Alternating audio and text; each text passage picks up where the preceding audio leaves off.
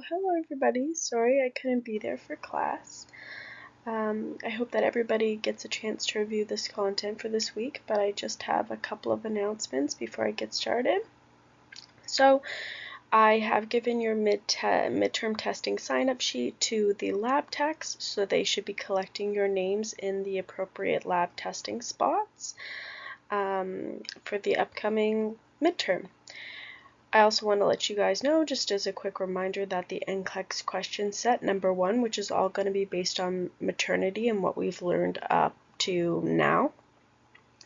This question set is going to be open tomorrow for, I believe, 2 weeks. So you guys will have a chance to complete those questions. You have about 3 hours to complete about 25 to 35 questions. Of course, it's open book, so you can use both the lecture slides and your textbook in order to complete those. And I also just want a reminder that hopefully by now everybody has purchased their virtual sim. But if you have any problems, please contact me.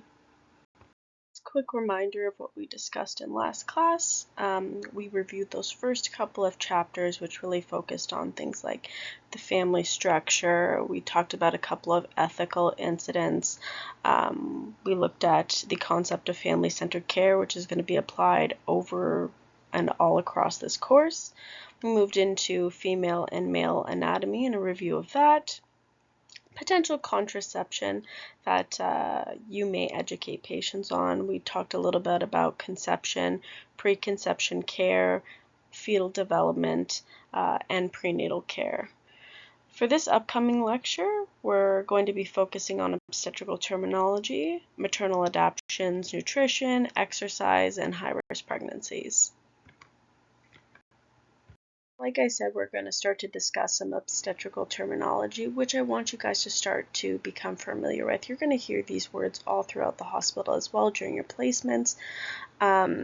So I've basically just kind of peppered this lecture with some terms that I would like you guys to familiarize yourself with. So we're going to start out with like a basic women's history. So we have the gravity and parity status. So sometimes the G and the P is what the doctors want to know. They want to know gravida, which refers to the total number of pregnancies regardless of their outcome. So they want to know, was this woman able to get pregnant? Sometimes people will have a large G, but they won't have a big P, which leads you to believe that they've had like several miscarriages. Because parity refers to the number of births past the 20th week of gestation. So you can see that they carry them a little bit longer. They're going to have a little bit more of a delivery history. Then we can further break it down into the GTPAL status. And I don't want you to get confused with this term specifically, because the P in the GTPAL stands for preterm births in this circumstance. So you have the breakdown there: gravity, term births, preterm births, abortions, and living. This allows us to kind of collect a more thorough health history, and it also prompts us to ask more questions regarding their pregnancy history. So if they had a preterm birth, we want to know at what gestation were they preterm, like how preterm were they? Were they 26 weeks versus were they 35 weeks?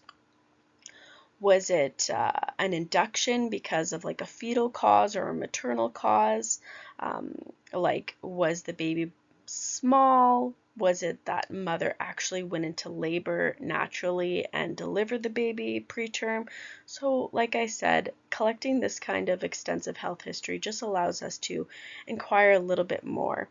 And this can also prepare us for expectations of what this birth potentially could be like.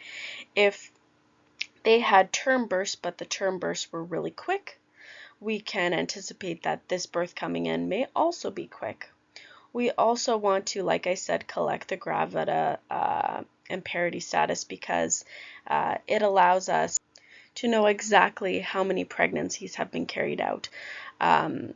Usually, first-time mothers tend to take a little bit longer in labor because their body has not done this before, versus if it's a second-time mom, usually their bodies recognize what to do and act a little bit quicker, and usually the delivery is a little bit quicker. So this information is really, really important to collect, and it's one of the first things that I collect whenever I'm assessing a mother. Okay, so let's go through this example. So we have our G, T, P, A, and L. Remember that we keep track of this on the antenatal sheets, which I showed you guys last week. So we collect all this information for every mother who comes through. So let's see. Janelle is a 38-year-old who is currently pregnant with twins. Twins count as one pregnancy. Since they haven't been delivered, I can't fill out the rest of this. She has a 14-year-old son who was born at 32 weeks, so she had another pregnancy that was born preterm, because 32 weeks is a preterm baby, less than 37, and that child is alive, as we can see, since they are 14 years old. She also had a 16-year-old daughter who was born on her due date, so she had another pregnancy. Due date baby would be considered 40 weeks, so a term baby, and another one that's born alive. She had a 20-year-old daughter who was born at 41 weeks, so another pregnancy, born at term and living.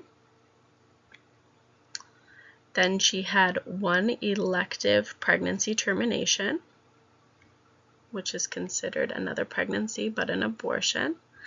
And then she had one miscarriage at 11 weeks, so another pregnancy and an abortion. So overall, she has a G6. Oh, that's a bad 6. 2, 1, 2, okay. 2 and 3. Okay, so she's a G6, term 2, preterm 1, abortion 2, living 3. So with the twins, if they were to have been delivered, they're considered one pregnancy, but we would see potentially either like preterm or term. We would see 2 term or 2 preterm, and 2 living, hopefully. This allows us to kind of weave out that they were twins if we see that there's kind of an offset G with like a multiple of the remainder of these letters here.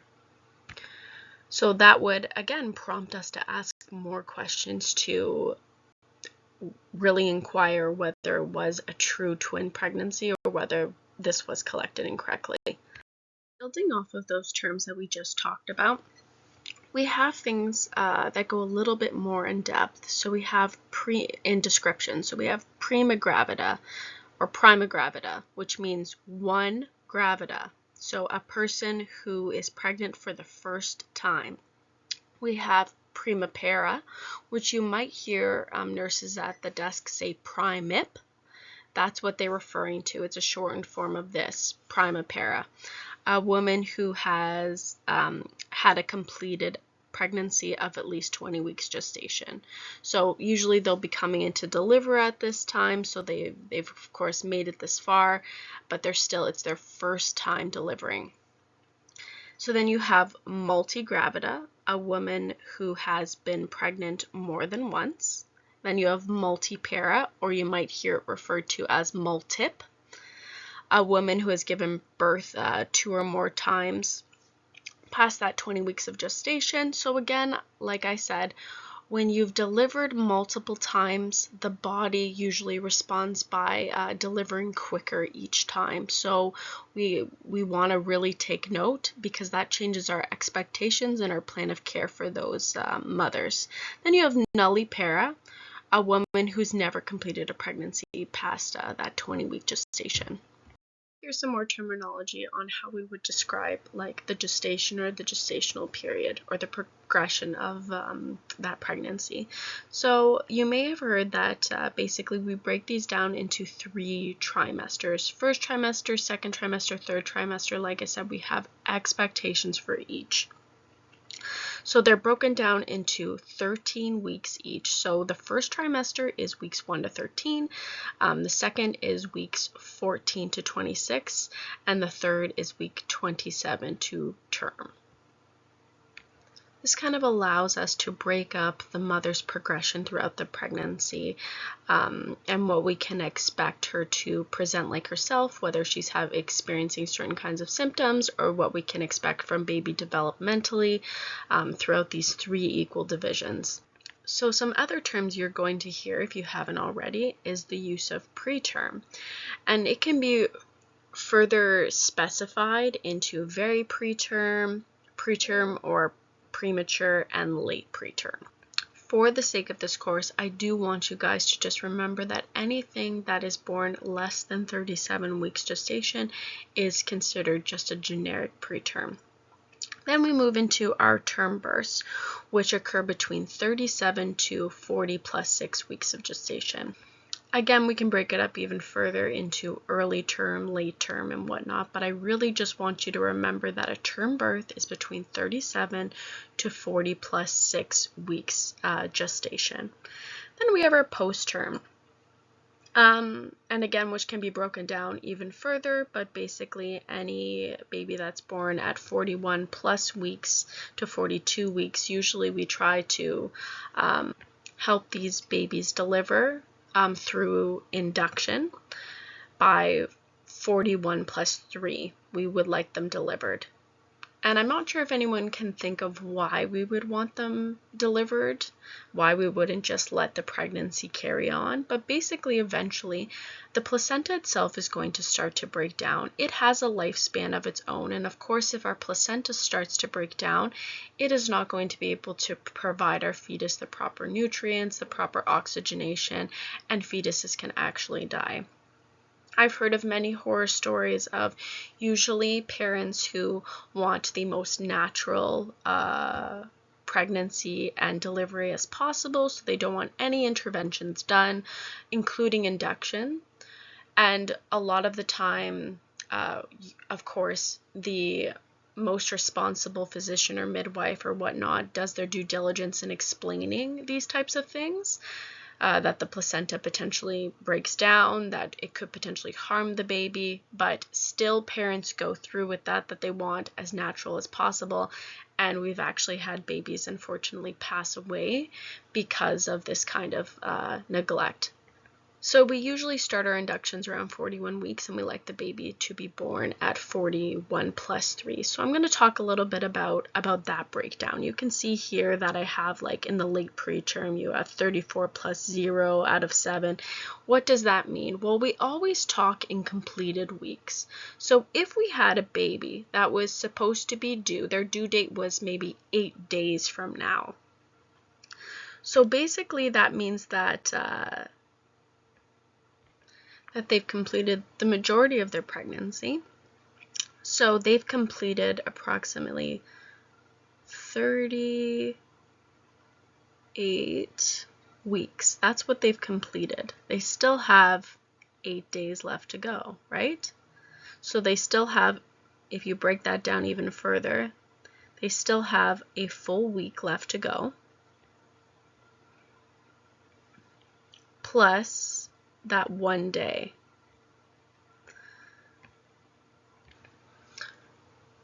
So basically I start off with that 40 weeks, right? That's our estimated date of birth would be 40 weeks.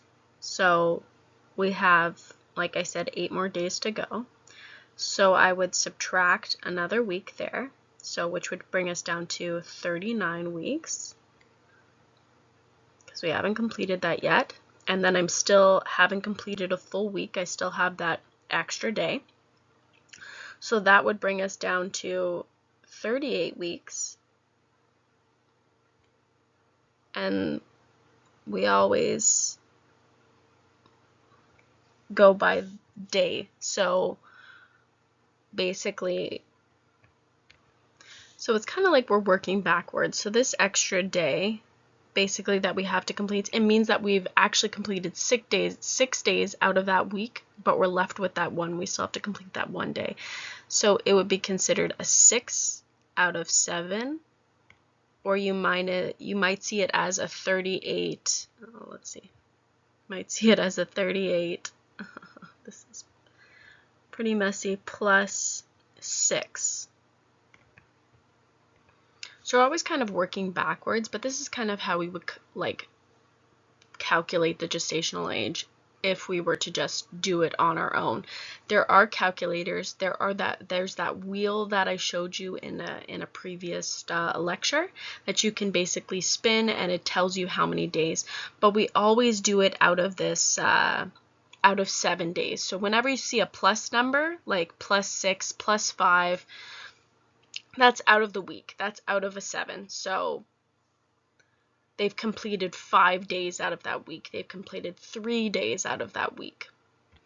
And we make it highly specific because, like I said, a lot can change in the world of babies within a matter of hours, within a matter of days. So we want to be as highly specific as possible so that we know when baby needs to be delivered, how like potentially premature that infant is, so we know what our expectations should be.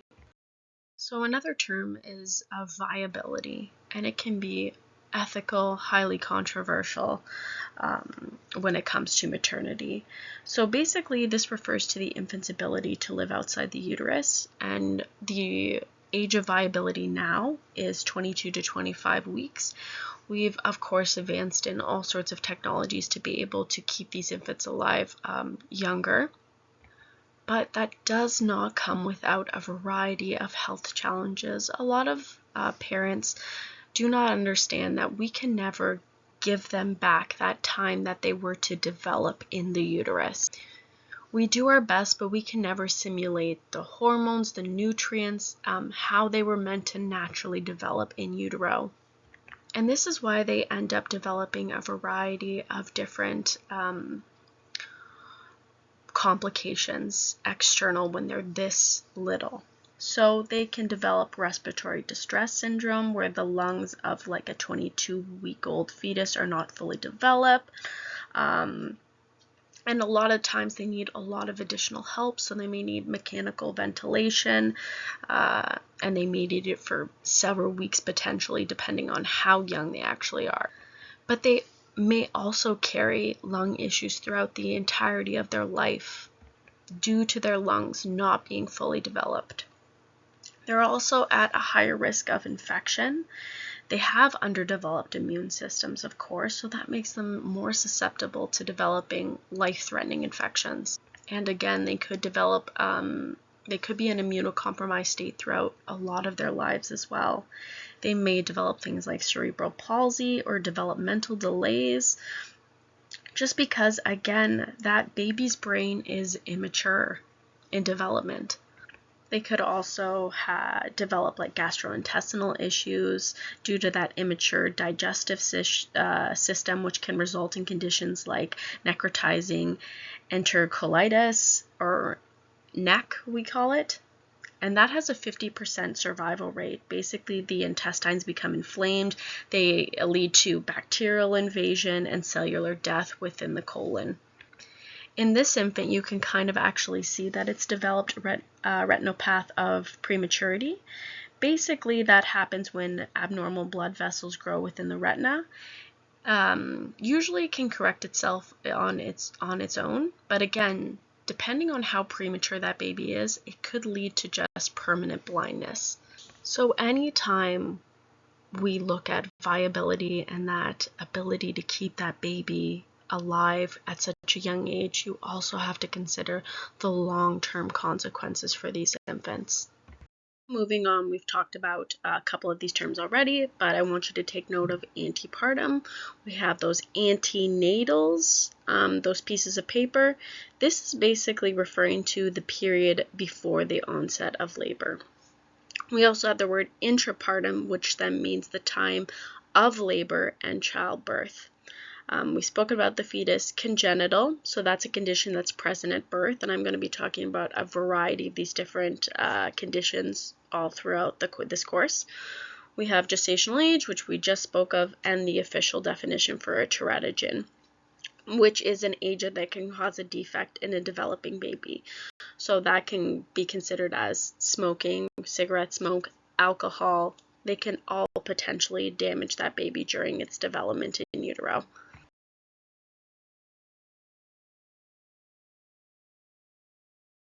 So we just watched that video in the last class that kind of showed and ran through the development of an actual fetus. Now I'm presenting a couple of slides to you that go in a little more depth and not only explain what's happening with the fetus, but at the same time, what is going to be happening from the maternal perspective as well. I would like you guys to review these to understand how and what's happening with the fetus versus what's happening with the mom.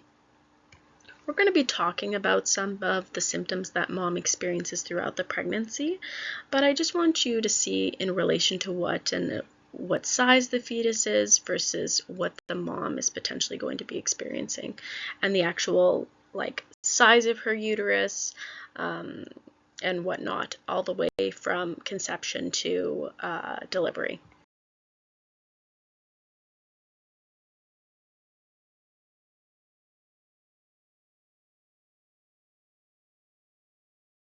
I found that the slide is just a really good visual.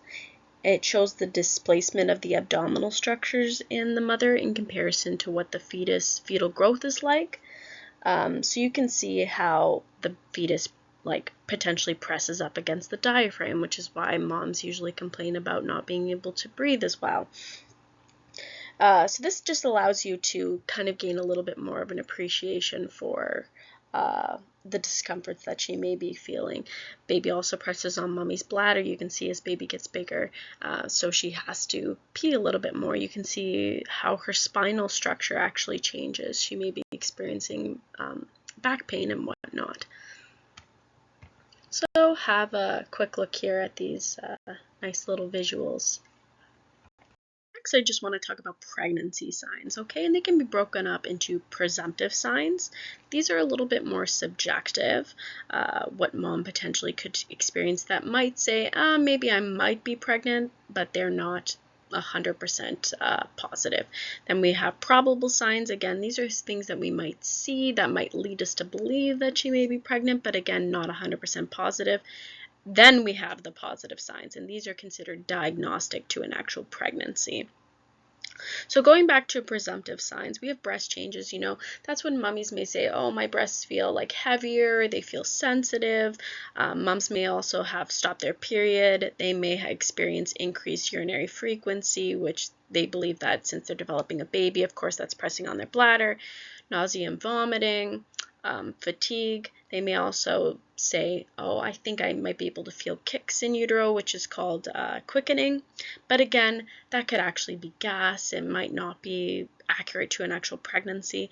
And a lot of these signs can also be caused by different kinds of conditions. So like I said, they may prompt you to seek out further care to evaluate whether or not it's a pregnancy, but they're not 100% diagnostic.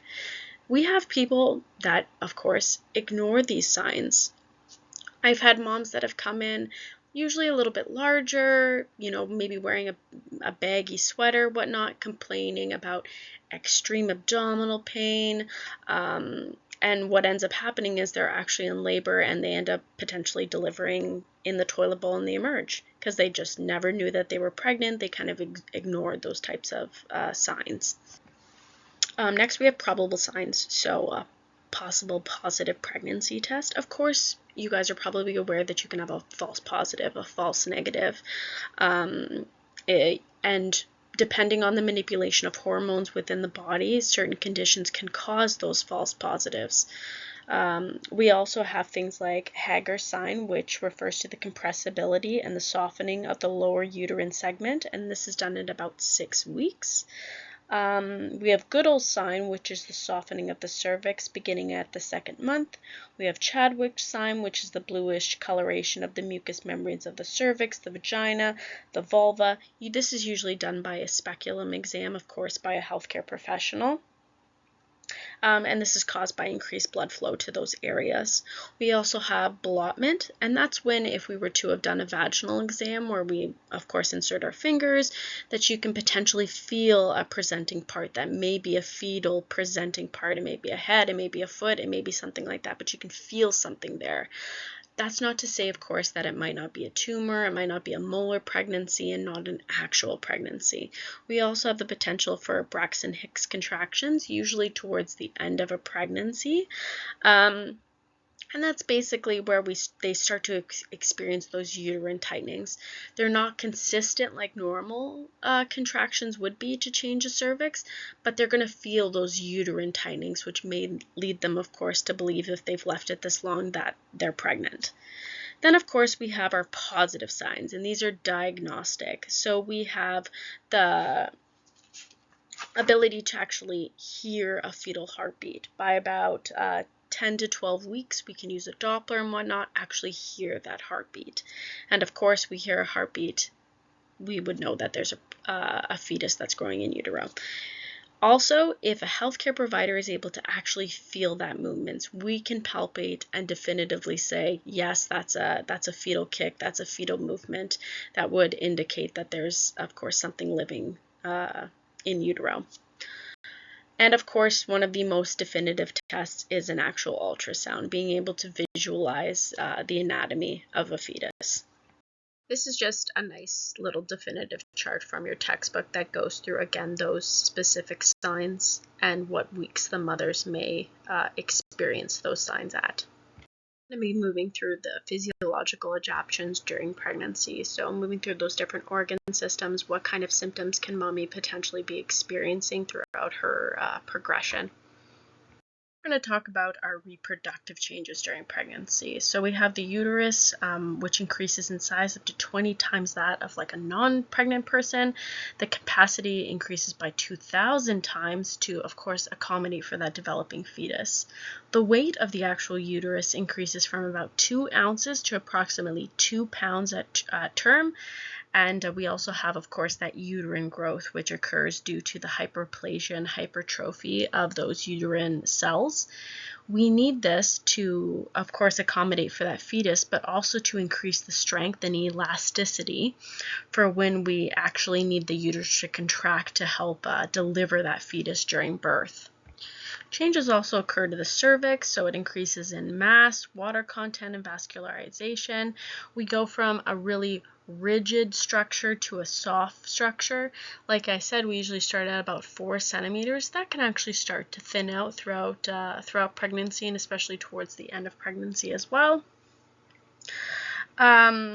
We also, under the influence of progesterone, moms will develop a thick mucus plug, which you may have heard of, and this blocks that cervix, so that prevents bacteria from being able to come up from the vagina and enter the actual uterus and potentially infect that area. Now, the vagina itself increases in vascularity as well because of estrogen influences, resulting in pelvic congestion and hypertrophy. This actually increases the thickness of the mucosa, along with increased vaginal secretions, of course, to, again, prevent bacterial infections. The body does want to protect that pregnancy. We have the ovaries, which are increases in blood supply, and that actually enlarges them until approximately the 12th to 14th week of gestation. This is because they're actively producing hormones up to that time in order to sustain that pregnancy until the placenta actually takes over and starts to produce progesterone in order to maintain that pregnancy. We also have changes to the breasts soon after conception. They start to increase in size, pigmentation. Usually the nipples become more erect, and blood vessels become more prominent as they try to increase blood flow to that area. Moving on to cardiovascular adaptation. So first off, the actual blood volume increases by 1/3 to 1/2. That's a lot, and of course that forces our cardiac output to increase because it needs to push around that additional volume. And our heart rate also enlarges and shifts upward not only to help support that cardiac output, but to also make room for that fetus. Our heart rate increases by 10 to 15 beats by around 20 weeks gestation, again, in order to accommodate. This is a point where moms may complain about having palpitations, which if they ever do, of course, they need to be investigated thoroughly. Of course, if a mother's body is not keeping up with that production of red blood cells, they potentially can become anemic and have experiences of faintness or syncope events. Moms may also experience varicose veins, again, due to that increased blood volume and cardiac output and weight gain. What I really want you guys to take note of is this potential for supine hypotensive syndrome. And that ends up happening when there's compression on the inferior vena cava. This usually occurs when a mother actually lays directly on her back, and this hinders venous return, which results in a decrease in systolic blood pressure and decreased blood flow to the brain. And this causes a mom to actually feel faint, and it can decrease the fetal heart rate as well. This is why we always advise moms that they don't lay directly on their back, because we want to avoid that compression, that we advise them to lay on their side or wedge themselves. And anytime we have a mom come in, we also wedge them with a pillow. We put a pillow under their hip. Even in the OR, when they're doing like a cesarean section, they'll also wedge the mom to get them off of that vena cava. Another thing I really want you guys to remember is that moms during pregnancy are in a hypercoagulable state, meaning that they have an increased likelihood of developing blood clots, including deep vein thrombosis, pulmonary embolisms, and this is due to them having increased clotting factors during this time. This puts them at risk for Virchow's triad, or the development of those clots. So they have those additional clotting factors along with hormonal changes that can actually slow down the blood flow or cause venous stasis. And also any potential injury or alteration to the inner lining of those blood vessels, so those endothelial changes, can also lead to clotting as well. So if they were to have like a hypertensive disorder, which that increased blood pressure damages those blood vessels, you're going to see the development of clots, and this puts them at risk for those DVTs and PEs. So of course, if a mom is presenting to us with classic signs of each of these, the shortness of breath, the chest pain, dizziness, tachycardia, or we're seeing for the potential DVT, the warmness to touch, the swelling at those posterior limbs, we know that they are predisposed and we can act. Now, a mom's ability to clot, they believe, is like an adaptive mechanism, of course. So if a mom were to fall on her belly or whatnot, or potentially bleed during her pregnancy, the body wants to try to be able to stop the bleeding, which is why they're in this kind of state to begin with. But of course, we know that that can also lead to complications, despite being an actual defense mechanism of the body. There's respiratory changes as well during pregnancy. So oxygen consumption rises by about 15 to 20%. The diaphragm shifts upward by as much as 4 centimeters, which you can kind of see as that fetus gets larger. And this, like I said, can lead to increased difficulty breathing. We have hormonal changes, particularly in estrogen, which is secreted by the placenta later on during pregnancy, and that makes the upper respiratory tract more vascular, resulting in symptoms like nasal congestion or ear congestion or even nosebleeds. And also heightens the response to upper respiratory infections as well, leading to respiratory illnesses potentially becoming a little bit more severe. To recognize is that a mother's metabolic rate can increase by as much as 10 to 20% during pregnancy. This accounts for extreme fatigue and inability to engage in normal or potential strenuous activities throughout their pregnancy. What we usually recommend is that we discourage like prolonged standing. We ask that they potentially, take breaks. We also want them to, of course, use proper body mechanics, especially as their center of gravity is changing and whatnot. And we recommend, of course, that they get 8 hours of sleep to support any kind of those metabolic processes. A common complaint during pregnancy is related to renal function. So a lot of moms tend to experience urinary urgency and frequency, usually in their first trimester as well as their last trimester, and that's due to decreased bladder tone and increased compression on the bladder due to that fetus. Moms also tend to complain about being thirsty all the time, and this is usually common, especially in early pregnancy, as the kidneys are becoming more efficient at ridding the body of excess fluids. So the kidneys are becoming more efficient, the glomerular filtration rate increases, particularly due to that high blood volume. And this is, of course, because the mother must meet those circulatory demands of the fetus as well as herself. So you're going to see that urine created quicker. Moms are also at risk for developing UTIs. Of course, there's, like I said, a lot of pressure that's being put on the bladder during different times of the pregnancy, and this can create longer delays between when the urine is actually produced to when it travels to the bladder. And being unable to empty the bladder completely, of course, can lead to urinary tract infections and bacteria collecting. We still, of course, want to encourage our moms to be intaking adequate amounts of fluid, that these are normal processes, and of course to treat UTIs as they come about. May also experience some integumentary adaptations. They may not experience all of these, they may only experience some of these, but often enough women usually experience like hyperpigmentation, especially around the nipples or the areola of the nipples, under the arms, around the vulva. They also may develop chloasma, which is that mask of pregnancy. They have pigmentation on their face and potentially patches on their face. They may also develop what's called a linea nigra, which is a dark streak along the midline of their abdomen.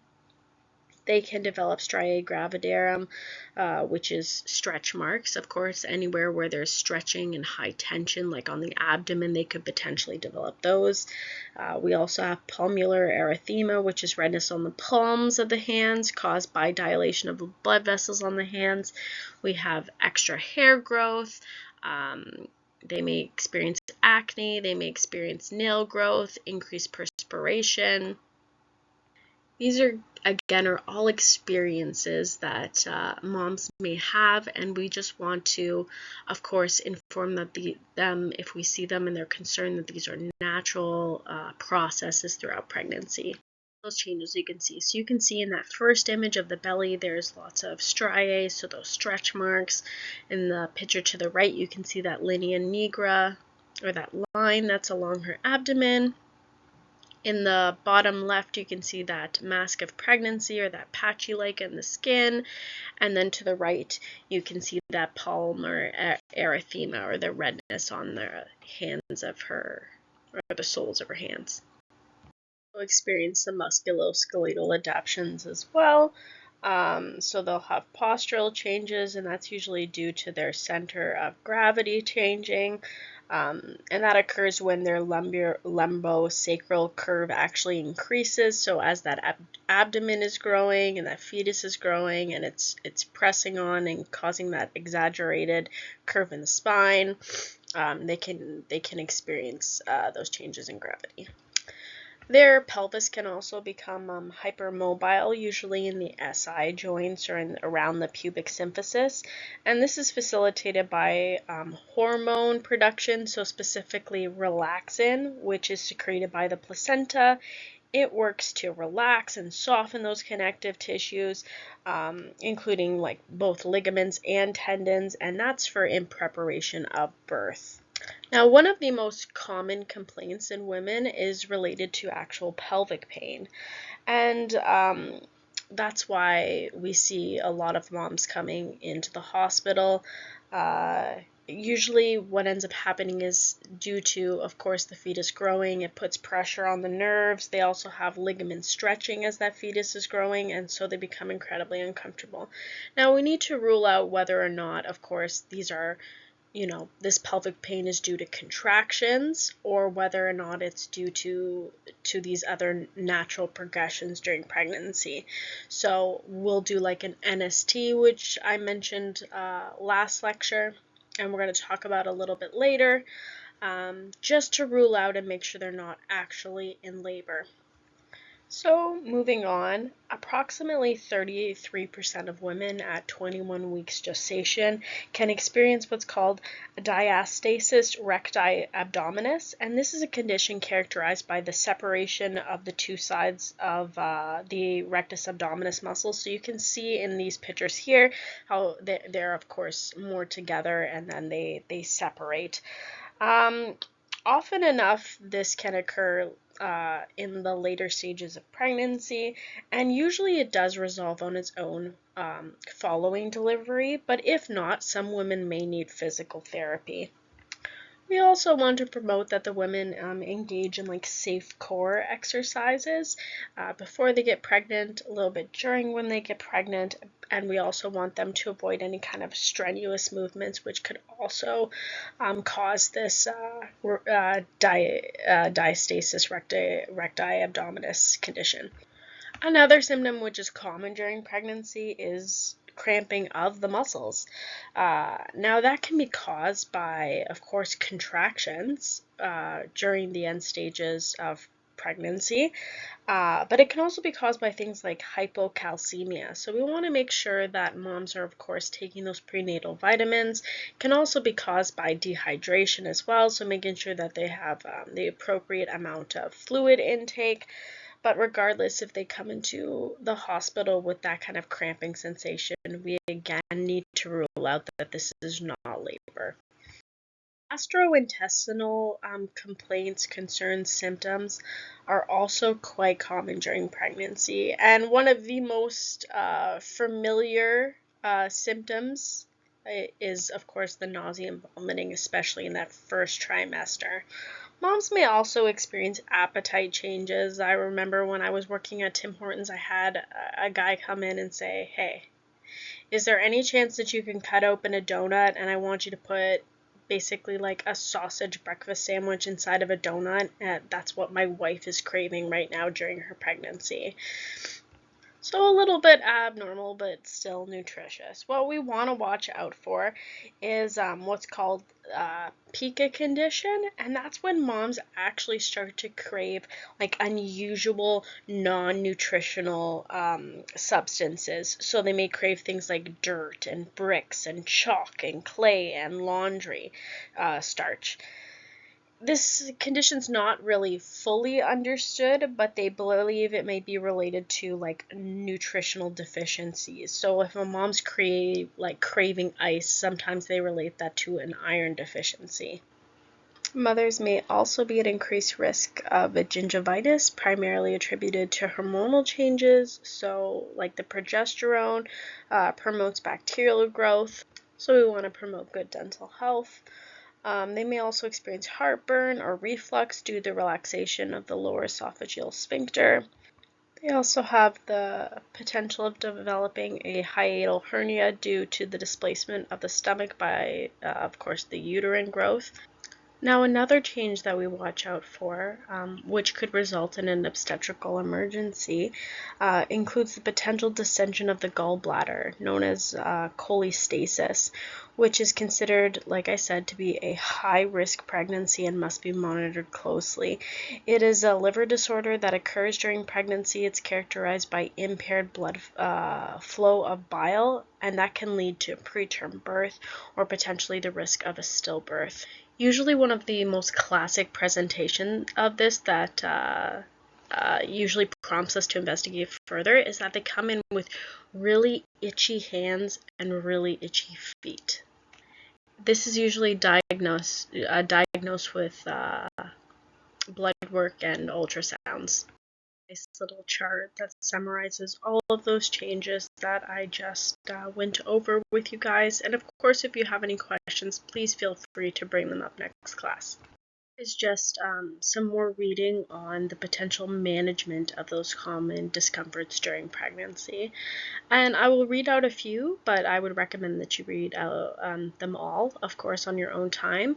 These are great educational points that you can touch on, especially during even your own placement. So morning sickness, eat dry crackers. You want to make sure that you're drinking adequate fluids between meals. Avoid high spicy or fatty foods. When it comes to heartburn, bend at the knees and not at the waist when taking things from the floor. You want to remain upright 3 to 4 hours after eating. Avoid taking sodium bicarbonate. For frequency of urination, increase fluids to replace losses, except of course at bedtime, because we do not want to be peeing all night if we can help it. Try to practice regular voiding habits. Make sure that of course you're wiping front to back. We do not want to develop a UTI. When it comes to fatigue, have adequate rest and sleep when you can. Avoid prolonged standing. We have constipation, of course, those are pretty standard. Increase fluids, make sure we're moving, high fiber diet. We have hemorrhoids, so avoid constipation. You can promote comfort by potentially offering them a sitz bath. A lot of hospitals do have them, or they can get them at the drugstore.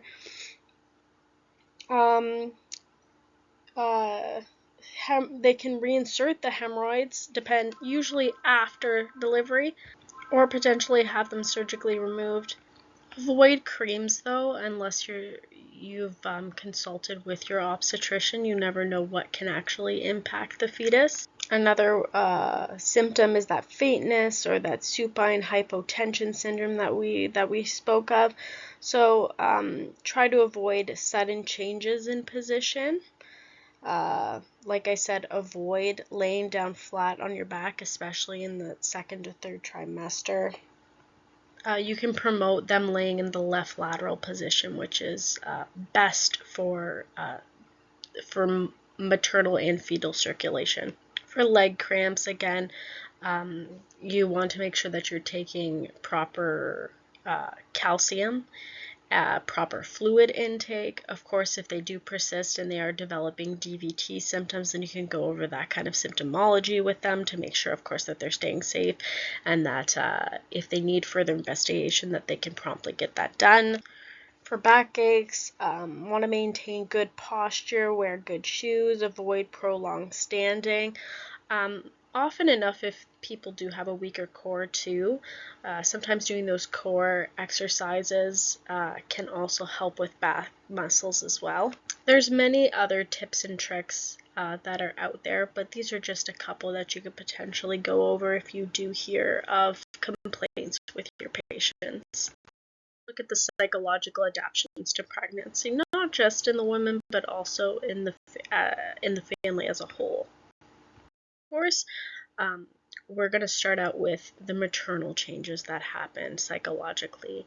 And we just went over all of those symptoms and the changes that happen in the maternal body. And of course, these are accompanied by mental thoughts and processes as well. So a pregnancy often brings up feelings of ambivalence, which are almost like mixed feelings. So they may be happy, they may be worried, they may be overwhelmed with the pregnancy, and these are usually dependent or influenced by upbringing or their family situation, potentially their partner's role or involvement, and future hopes for the pregnancy and the child themselves. You can imagine that a family who, let's say, is whole and has been trying to get pregnant for a long time is going to have a lot of different feelings related to this pregnancy than, let's say, like a teenage girl who never hoped to or dreamed that she was going to get pregnant. So we always want to consider the context, and we always want to do a good health history. And that's not to say that these feelings may not change, and you might see them go through a flow of feelings. Another thing they may feel or express is introversion, and that's when they tend to focus on themselves.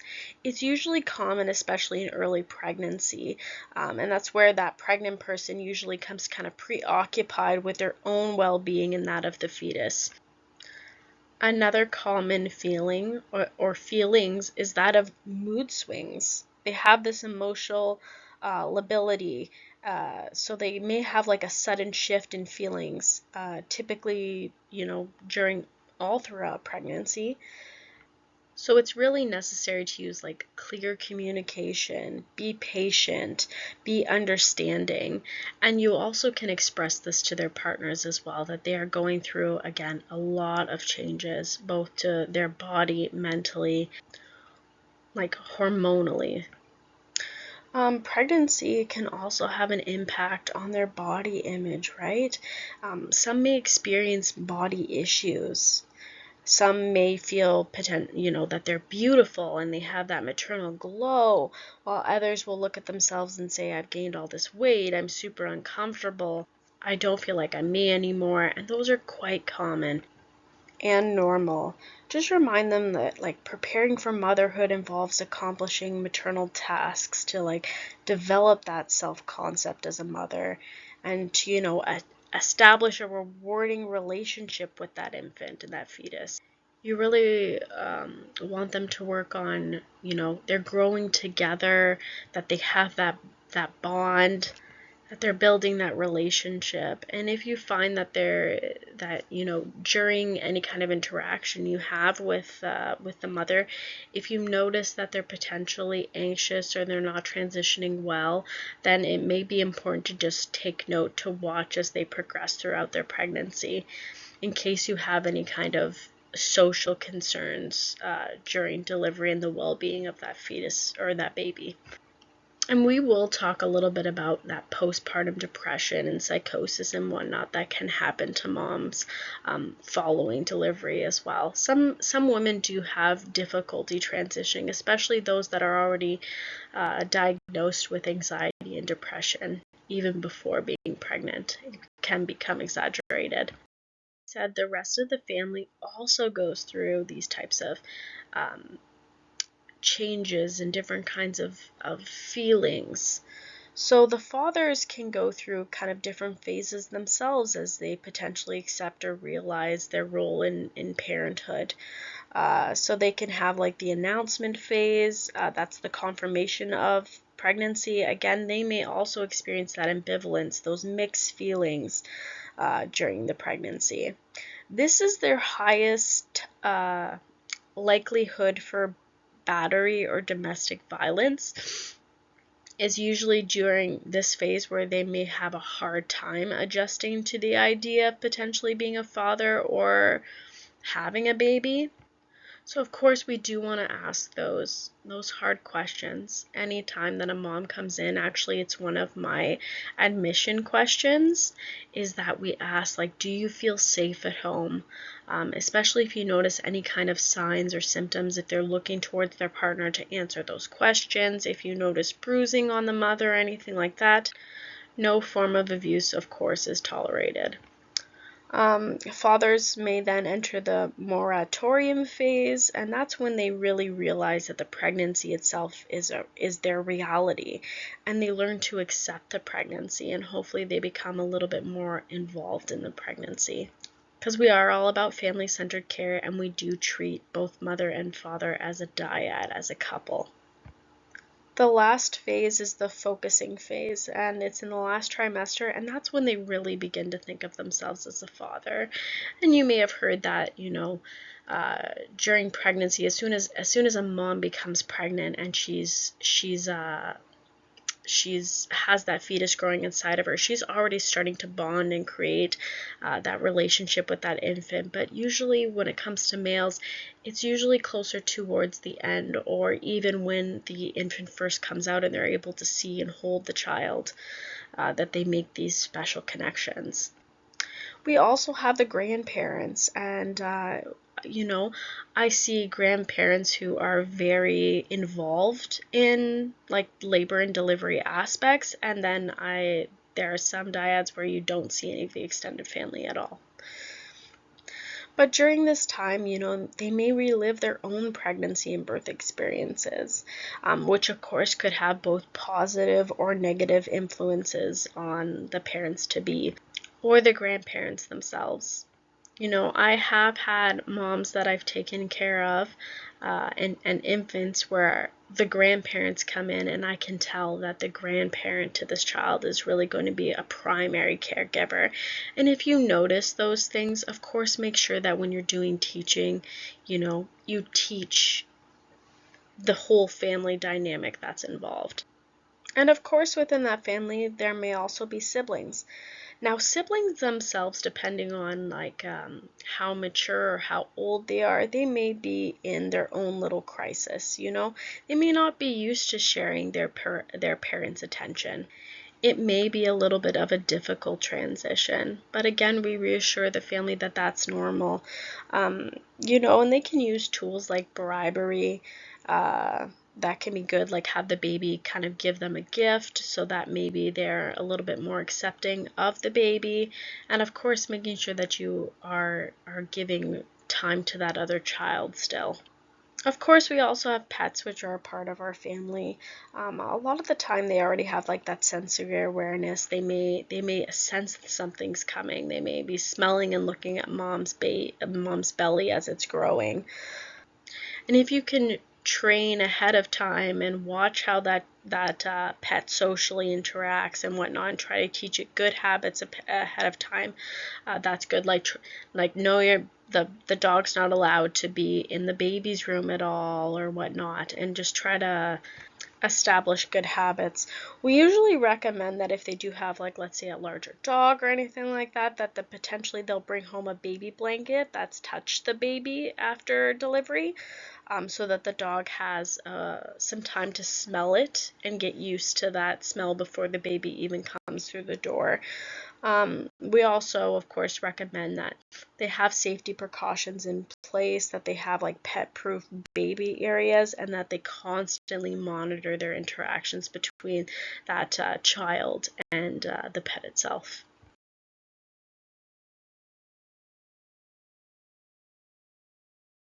If you guys are still with me, if you need to take a moment and do some jumping jacks or drink some coffee, feel free. We are going to move on to maternal and fetal nutrition now. Of course, we talked about how those social determinants of health really have an impact on different aspects of pregnancy, and of course, dietary intake is no different. We really want to do a good assessment, like, of their education.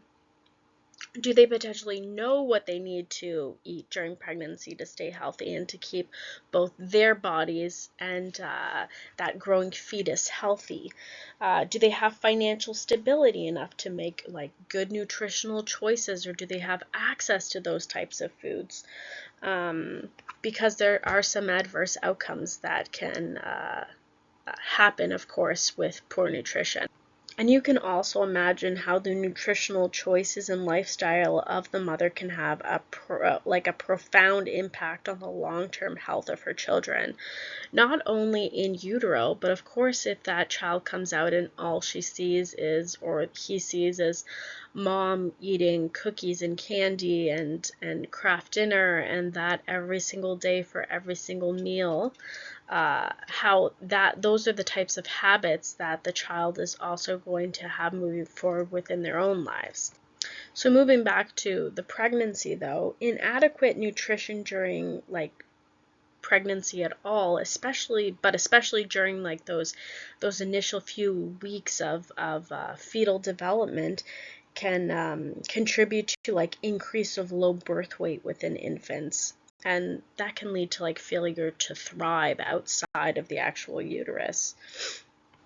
So of course you want to make sure that overall you are doing some good teaching of nutrition. Here are some of the nutritional needs during pregnancy. So to start off, we have fluids. And of course, we just talked about how we have an increase in fluid volume, we have an increase in cardiac output. So in order to maintain this, we usually recommend that moms drink about 3 liters of water per day. We remember that water is like a main substance of the cells, not only that, but the blood, the lymph, amniotic fluid, and it's essential for the exchange of nutrients and waste products. It also aids in maintaining body temperature, promotes regular bowel function, and without it, sometimes we actually see these moms come to the hospital, like I had mentioned, with those crampy-like symptoms, so they end up having to stay for a couple of hours, get rehydrated. So in order to prevent this, we do encourage lots of fluid intake during the pregnancy. We also want to encourage things like omega-3 fatty acids. That's really great for fetal brain and eye development. So you can see below that I've suggested a variety of different minerals and electrolytes and some sources for each. So again, we want to kind of prepare ourselves to talk about those things with moms. So when it comes to calcium, we have a few sources like the dairy, the salmon, the cooked grains, and basically, of course, this helps with skeletal function and muscles.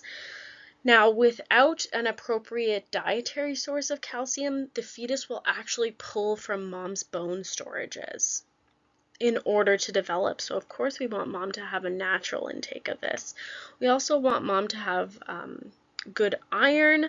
Of course, she has all this increased circulation, so we want to make sure that we have an adequate amount of red blood cells, or else we could run into trouble with anemias. So iron can be important to encourage. We have other minerals like magnesium, sodium, potassium, which are responsible in a variety of different processes. We just want to watch with sodium that usually we don't restrict, especially in a healthy pregnancy, but if they do have problems with blood pressure, that they are speaking to a healthcare professional about how much of an intake they should have. Zinc is another one, and it also helps prevent premature labors, so it can be another important one you may want to talk about when educating mothers. So we want our moms to also have these other minerals and vitamins within their diet. So I've broken them up into fat-soluble vitamins versus water-soluble vitamins. What I really want you guys to, of course, pay attention to is that folate, right? That baby's neural tube is being developed, especially during the beginning parts of the pregnancy. And so we do want an adequate amount of folate. With that folate, unfortunately, we can run into these types of congenital complications. So you see how that spinal column has not actually sealed properly. So these babies have actually developed variations of spina bifida and will need certain kind of surgeries. So in order to, of course, avoid this and support the healthy formation of the baby's spinal cord and brain, we really want to encourage that folate. There may be an abundance of conflicting advice about nutrition during pregnancy and what is good and what is bad, what they're seeing on TikTok and Instagram versus what is accurate. So usually I always promote Canada's food guide if they do have questions regarding nutrition. And eating well is a combination of, taking that daily multivitamin, providing your body with the appropriate nutrients that's needed to feel good and have energy in order to really support yourself and that pregnancy. So I usually point them in the direction of Canada's food guide, which is consistent and research-based. And they give suggestions like include at least one dark green or orange vegetable each day and prepare vegetables with little or no added fat, sugar, or salt. They promote grain products, which are important, but you want to try to choose grain products that are lower in fat, sugar, salt again, and try to get a variety of whole grains. They do, of course, include recommendations for having milk and milk alternatives for healthy bones, again, that calcium. They do go through a lot of food safety advice and how to handle your food, especially when you're including meats and meat alternatives, that you want to make sure that you're cooking it thoroughly and trying to avoid those processed foods. And some alternatives can be like dried peas, beans, tofu, lentils. Again, we want to try to avoid like no added fat or salt. They recommend having, 150 grams of cooked fish every week. Again, that really promotes those omega-3s for that brain and eye development. So it is always a great resource, the Canada's Food Guide for Pregnancy. Spoken a lot about proper nutrients and what we should be eating, and now I'm going to talk a little bit about what foods should be avoided during pregnancy. One of them is artificial sweeteners.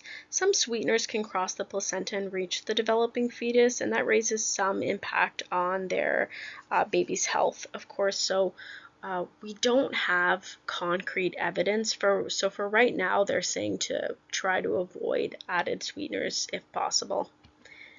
And I've touched on this before, but having excessive caffeine in your diet could potentially lead to preterm labor or miscarriage. Anytime you introduce a stimulant into the body, you introduce this kind of a risk. We also want to avoid foods that are high in mercury, so mackerel and swordfish and tuna. Virtually all fish have some level of mercury, but those fish in particular have a higher amount of mercury. Other foods we want to avoid is foods that may cause foodborne illnesses and may contribute to the development of listeria. Listeria is a type of bacteria that's found in the soil, the water, and sometimes in plants. It's commonly found in processed foods and foods that are raw or unpasteurized. Basically, it's associated with high morbidity and mortality and can lead to preterm births, miscarriages, stillbirths, and have high neonatal mortality rates as well. And I have a little list here of those foods that should be avoided. So another topic of discussion during pregnancy is actually weight gain and what is an appropriate amount of weight to gain during pregnancy. What I really want you guys to remember is that for a person who becomes pregnant who is at a normal pre-pregnancy weight should gain approximately 25 to 35 pounds. Of course, you can see in this chart that as a person's BMI goes up, the recommended weight gain is less and less. I really like this picture on the right because it kind of gives you an idea of where this weight is actually being collected. So in the first and second trimesters, growth usually takes place primarily in the maternal tissues, while as in the third trimester, it's usually related to a lot of the growth of the fetus. And that's where the weight comes from. But you can see how some weight is collected in the breast tissue and energy storage, so fat throughout the body.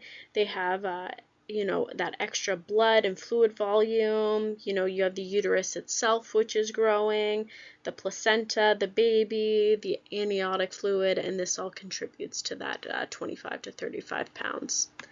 Now, dieting during pregnancy is never recommended, even for people who are obese. Severe restrictions of caloric intake is associated with decreased birth weight, and we never want to promote that for our infants.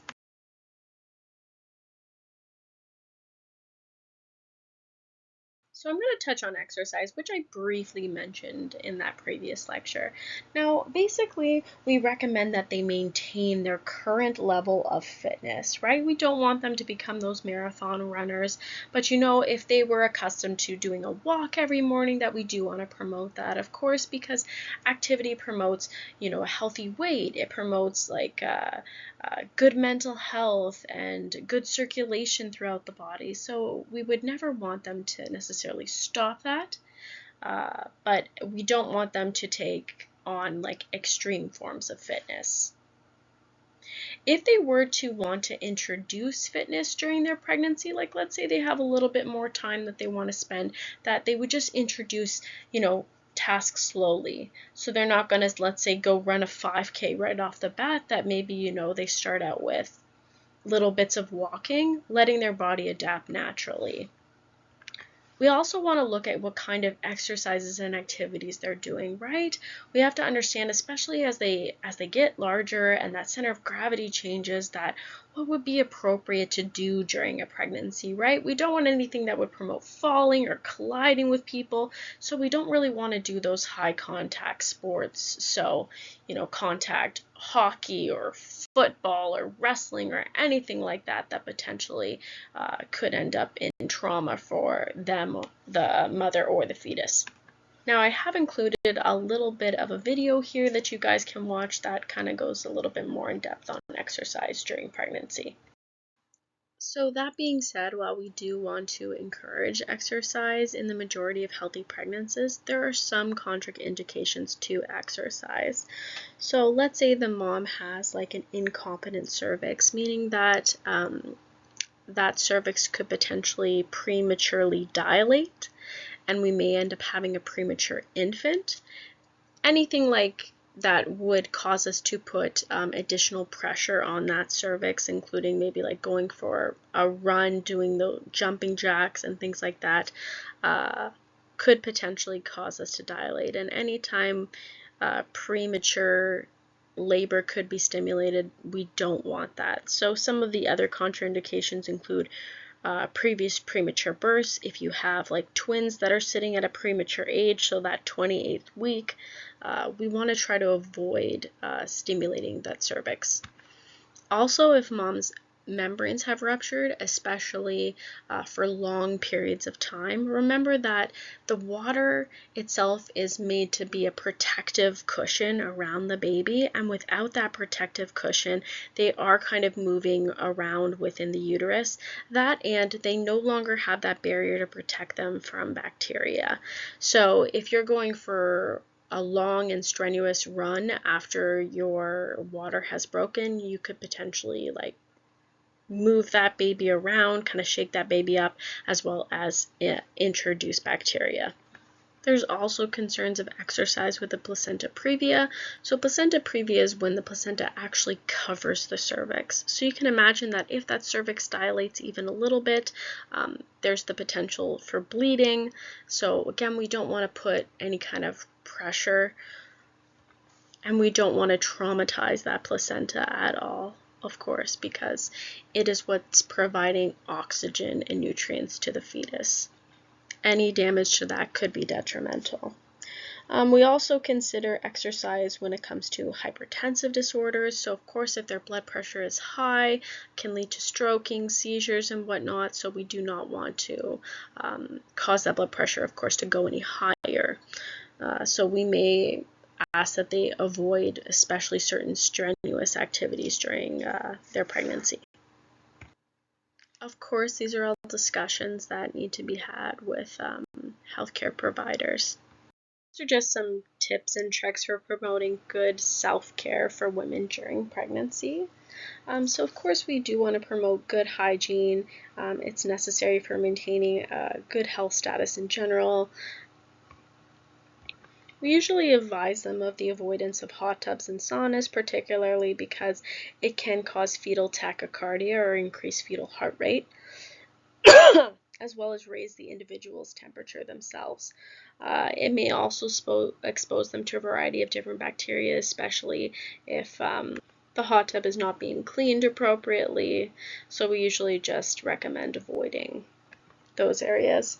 We also have good perineal care, so the glands in the cervical and vaginal areas become more active during pregnancy, and that's usually due to increased hormonal influences, but this also increases the production of vaginal secretions, especially in the last trimester. So usually we advise them to shower frequently, and of course they can shower, they can take baths. We just recommend that of course they're safe, especially when their center of gravity is changing, when their abdomen is growing larger, that maybe they have little non-slip sticks on the bottom of their bathtub, or a non-slip mat when they get out, or that someone even helps them when they get out of the bathtub or the shower. We also recommend wearing like all cotton underwear to minimize the effects of those secretions as well. We also want to promote good dental care. Physiological changes that occur during pregnancy can adversely affect oral health. So elevations in the estrogen and the progesterone enhance the inflammatory response, and consequently can alter gingival tissue and can promote, unfortunately, oral infections. And unfortunately, if these infections progress, they can actually cause a mother to go into labor prematurely. We also want to promote good breast care because the breasts are enlarging and they become heavier throughout pregnancy. We recommend that they wear like a firm supportive bra with like wide straps to help balance out the weight of the breasts. When it comes to clothing in general, loose fitting clothing is generally preferred. We don't want anything that's going to compress that growing abdomen. And again, with the increase in metabolic rates, we want to, of course, promote good sleep and rest throughout the pregnancy as well. Another thing you may want to touch on is that, sexuality is an important part of health and well-being, and you can let a couple know that the fetus will not be injured by intercourse if they do want to have sex. You may recommend like alternative positions to be more comfortable. Again, we don't want them laying directly on their back, so potentially using different kinds of positions like side lying can be helpful, but they don't need to abstain from sex. Traveling, of course, they can travel. Usually we don't recommend in the first or the last trimesters just because that's usually where complications can occur, or they may deliver and no one wants to deliver on a plane. If they are traveling though, we do recommend that they take their antenatals with them, especially if they're later on in their pregnancy. Just so they have that background information if they were to need to go to a hospital for any reason. Another thing we may touch on is immunizations, and of course we would hope that a client would receive all their childhood immunizations before conception to protect the fetus from risk of any kind of congenital abnormalities, but we do ask about their history, and sometimes we do titers as well, like for the MMR and hepatitis B. Now, depending on what kind of a vaccination it is, they may give it during pregnancy. If it is a live vaccination like the MMR, they'll wait until after pregnancy though, as it could pose a theoretical risk to the fetus. So we're going to move on to a different topic completely. So we're going to now talk about antepartum diagnostic tests, remembering that antepartum is that period before the onset of labor. And these tests right here are tests that nurses actually can do themselves or be involved in. So first off, we have this nitrazine test. Now, a nitrazine test looks to see if a person's water has potentially broken. So basically we have these swabs down here you can see, and they will start off yellow. So what we do is we insert them into the vaginal canal. We usually leave them in for about 15 seconds. I just insert them like a few centimeters. But like I said, I swirl it around, I get them to cough to try to see if I can collect any of that amniotic fluid. If there is amniotic fluid present, it should turn this dark kind of greeny color. Now, you can see these down here also are positives. Basically, the darker the color, the more convincing the results. I've had these where they're really questionable, and sometimes I'll have to do a couple. We also have to watch just to make sure that it's actually a true positive. So these little Q-tips can be impacted by the presence of muco. So if I were to do a vag exam, I put like a lubricant on my fingers, and that's called muco. So that could actually give me a false positive. If there's the presence of semen or blood, that could also give me a false positive. But this is just a really easy test, and sometimes I'll do a couple of them depending on how convincing the story is. Like if the mom is just gushing fluid, obviously I can see that. I can do one for fun just for having that diagnostic test, but otherwise you'd be pretty convinced. But if a mom comes in and she has like a really dry perineum and you're not seeing much fluid at all, then you'd be a little bit more suspicious. And we'll have plenty of moms who come in who think their water is broken, like A common story is, oh, I was in the bathtub, or I was just on the toilet and I stood up and I felt this gush of fluid come out. Well, it easily could be urine, it could be fluid that's collected in your vagina from the bath, but still we want to give moms that peace of mind, so we'll do that test. We also have FERN testing. So FERN testing is where we take another sterile swab. We use it to collect a little bit of a sample. Again, we're inserting it into the vagina. We're trying to collect any kind of amniotic fluid. Then we're putting it on a slide. We let the slide dry. We put it under a microscope, and we look for this ferning pattern. And I think that's also, the second one, B, is also a ferning pattern. It's just this one's a little bit more up close. A is a little bit of a closer view. So like I said, if we have any of these little ferns, that would be considered a positive test. Now, we always want to know if the mom's water has potentially broken, because you have to remember that that amniotic sac that's surrounding the baby that was containing that amniotic fluid, when it breaks, now baby is no longer protected. It no longer has that barrier from bacteria, so the longer they are left without being delivered, the longer they have the potential to be exposed to certain types of infection, and they can develop a really nasty one called chorioamnitis that can actually be life-threatening to both the mother and the baby. Often enough, if a mom's water has been broken for longer than 18 hours, some obstetricians will actually start antibiotics preemptively. Then we have a fetal fibronectin test. This is another swab that's done, and basically it's to predict whether or not a woman may be in actual preterm labor. So maybe we put her on the monitor, it looks like she's having some uterine tightenings. Maybe we can feel some of those abdominal tightenings when we feel her belly, but we're not 100% convinced. We can do this fibronectin test. Fibronectin is found between like the fetal membrane and the uterus. It acts as like a biological glue, and it should not be present between 24 to 34 weeks. So this test is like a useful marker for potential even impending membrane rupture. So if this is starting to kind of become attached, and you can kind of see in this picture where the fetal fibronectin kind of is, so it can indicate that they may have a membrane rupture within 7 to 14 days. So usually we try to do the swab where we get it far in the back near the cervix. It's usually done via speculum exam by like a doctor. We also have non-stress tests as well that we do, and this is used to determine just generic fetal well-being. And we become, as nurses, really good at reading what we call these strips, or these non-stress tests, or these EFM monitors. You have to take an extra course called fetal health surveillance in order to be able to interpret these, but I'm going to talk a little bit about this on the next slide. Then we also have kick counts, and so this is another kind of screening tool for fetal well-being. It's something that moms can do at home.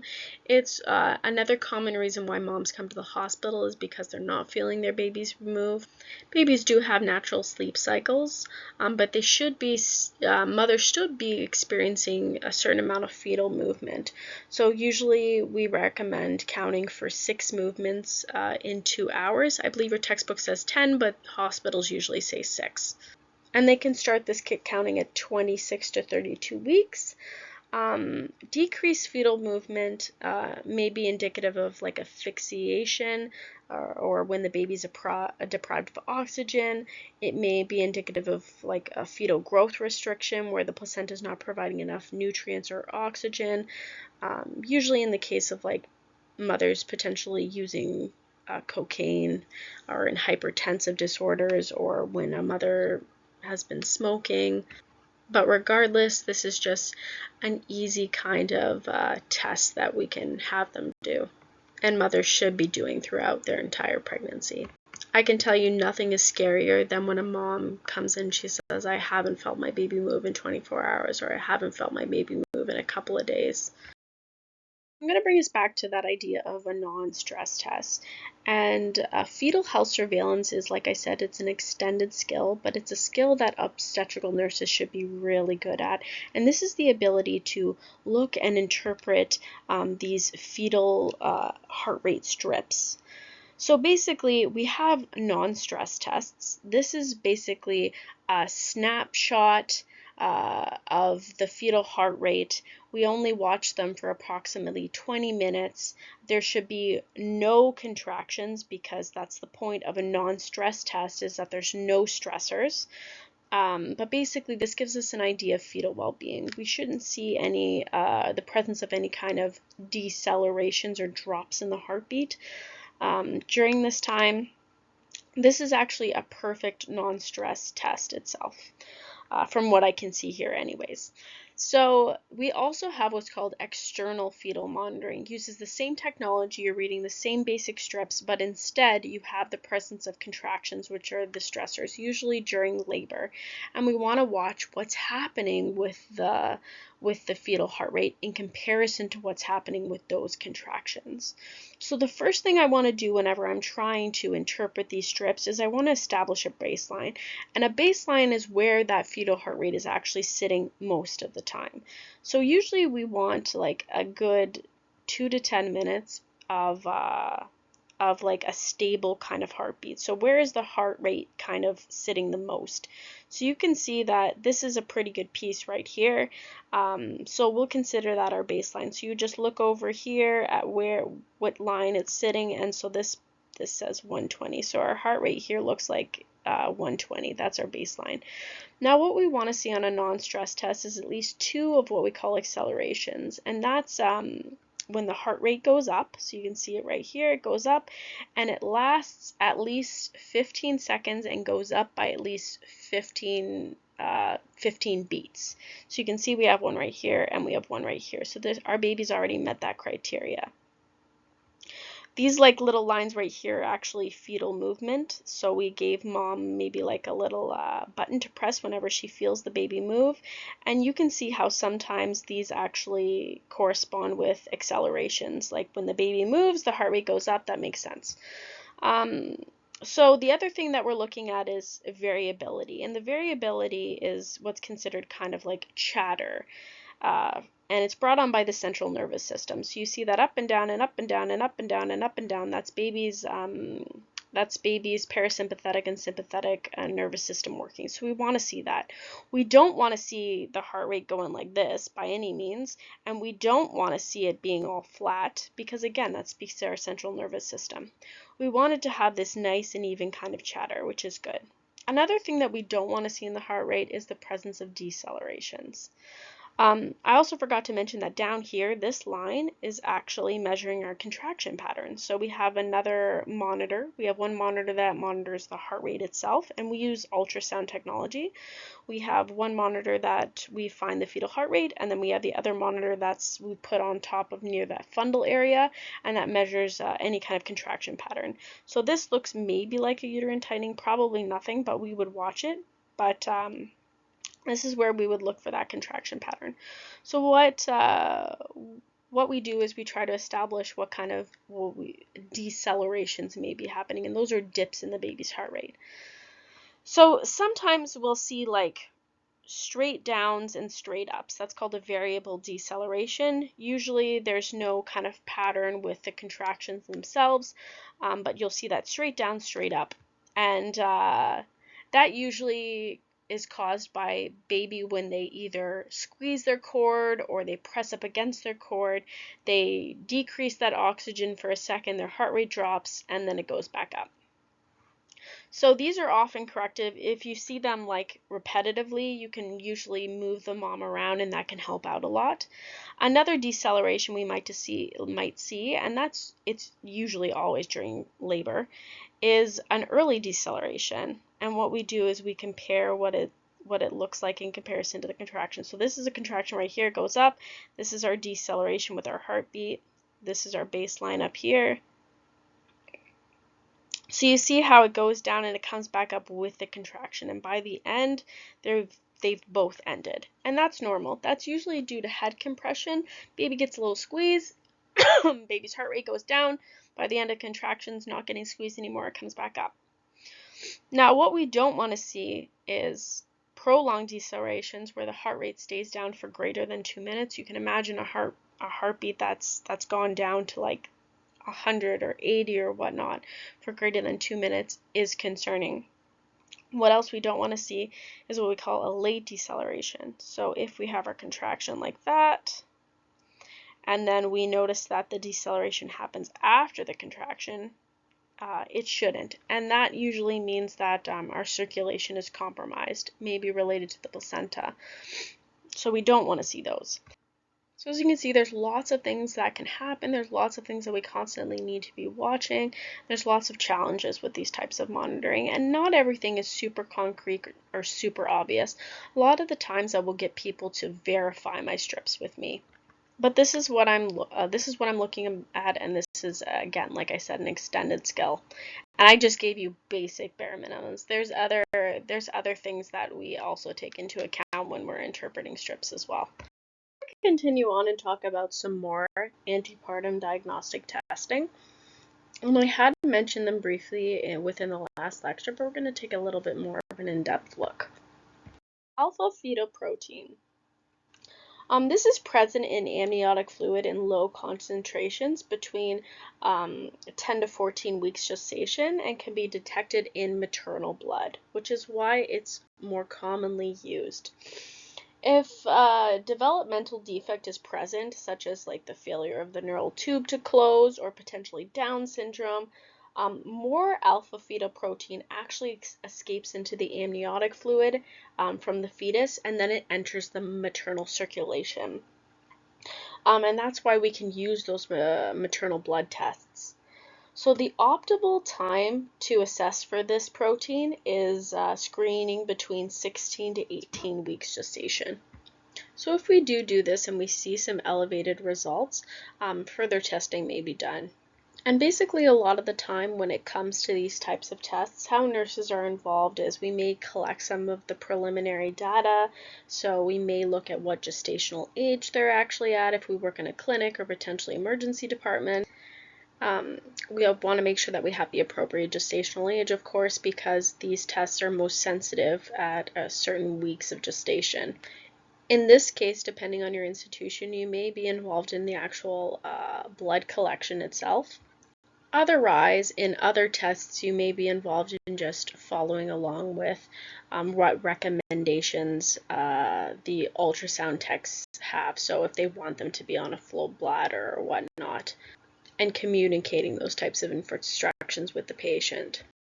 So another type of test is an amniocentesis, and that's basically where a sample of amniotic fluid is collected for assessment, usually after 14 weeks gestation, and it screens for genetic and congenital abnormalities, such as neural tube defects, pulmonary maturity, and hemolytic disease of the newborn. So you remember when we spoke about the incompatibility of blood typing between mothers and babies?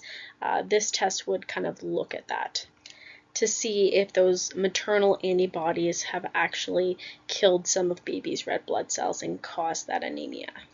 This test is honestly rarely used now because there are other non-invasive methods, because there still is a 1% risk despite it being like an ultrasound guided procedure. Well, basically you can see in these pictures they're going to use an ultrasound. They're going to guide a needle into the through the abdomen of the mother into the actual amniotic sac, and they're going to collect that sample through there. But still, there are risks associated with that. You can have an amniotic fluid leak, there can be hemorrhaging, there can be a mixture of that maternal and fetal blood, which could cause that sensitization. There could be infection, could put the mother into labor, it could cause the placenta to detach, organ damage, and then this could cause like fetal death as well, or a miscarriage. So next I'm just going to mention the biophysical profile, or BPP, we like to call it. This is quite common, especially if there are concerns with fetal development. They usually can start at around 28 to 32 weeks, and basically it uses like a real-time ultrasound technique to look at the fetus and to make sure that it's meeting various parameters that are associated with fetal well-being. And basically they look over the course of 30 minutes to make sure that baby is meeting these criteria. So the tech is looking for practice breathing movements, which fetuses should be doing at that gestation. They're looking at generic fetal movements, so is the baby moving its arm, its leg. They're also looking at fetal tone. In a lot of videos, you'll see that babies are in that nice flex position. That's good tone. Maybe they have like their hands in fists, and that's what we like to see. We don't like to see like a really floppy baby. They also look at the amniotic fluid itself to make sure that, of course, there's not too much, not too little. Again, that's another component that relates to fetal well-being. So each of these get a score out of 2. So that gives this BPP a total score of 8. So if one of these components or more of these components are missing, so let's say they didn't get their breathing movements, so they're 6 on 8, sometimes they will send them up to the obstetrical unit to go through a non-stress test. And that basically adds just another 2 points, so it makes our score out of 10, and we get a better look at the well-being of the baby.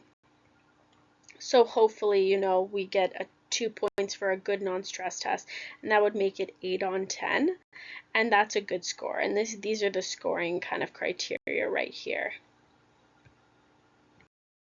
So now we're going to talk about chorionic villus sampling. It's another test that can be done basically through inserting a catheter either through the abdominal cavity or through the cervix, usually conducted at earlier gestation, so 10 to 13 weeks. And basically they just want to kind of collect a sample of placenta tissue, and that's going to give us some direct information about the fetus, including detecting like numerous genetic disorders like Down syndrome, cystic fibrosis, sickle cell disease. Of course, though, any time that you're kind of disrupting that intrautero space, you have the potential for complications. So hemorrhaging is one of them.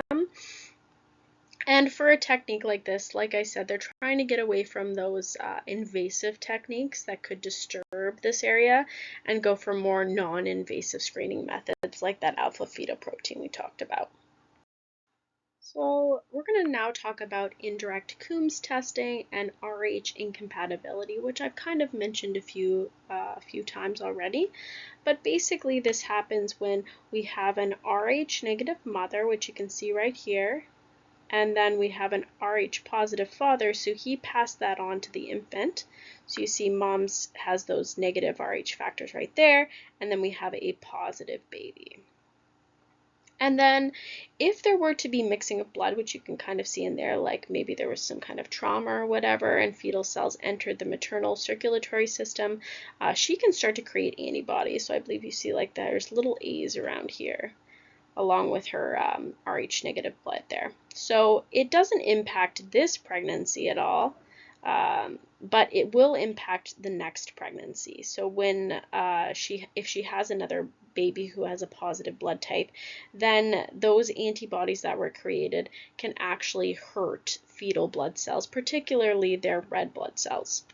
And this can cause that hemolytic anemia of the newborn. So what our Coombs test actually does is it looks for this incompatibility. It checks for the presence of Rh antibodies in the mother's blood that could harm an Rh positive pregnancy in the future. And what we do is we end up giving RhoGAM to this mom after this test. And we base how much RhoGAM we give her off of what the results of this Coombs tests are. Maybe we need to give her more, maybe we need to give her a standard dose. But basically what RhoGAM does is it tries to prevent the sensitization by binding to and suppressing the Rh positive fetal blood cells that may have entered the mother's bloodstream. So there's specific times that we may potentially give that RhoGAM at. So usually around 28 weeks we give it regardless, because we don't know what the blood type was. We don't know if there was any kind of mixing involved, so we will give it to her preventatively. We also give it to her within 72 hours of delivery, and we always collect baby's blood type at this point, right through the umbilical cord. After the baby's been delivered, we will collect umbilical blood, and we will look at the blood type. And if mom had an Rh negative baby, that's okay, because Rh negative and an Rh negative baby, there's no positive mixing of blood, so that's fine. She wouldn't need RhoGAM in that kind of a circumstance. But if the baby's blood type did come back positive, that's when we would give her another dose of RhoGAM within those 72 hours. Another time we might give her the RhoGAM is after potentially a pregnancy loss or miscarriage, or in other events. So like I had mentioned, if she were to have fallen on her belly and there was potential mixture of fetal and maternal blood, we would be doing this type of test, or just giving her a RhoGAM shot preventatively. And this is super important that we don't forget to do this before discharge, because it can be incredibly important for a mom's future pregnancies. Another antepartum test that could be done is Doppler velocimetry.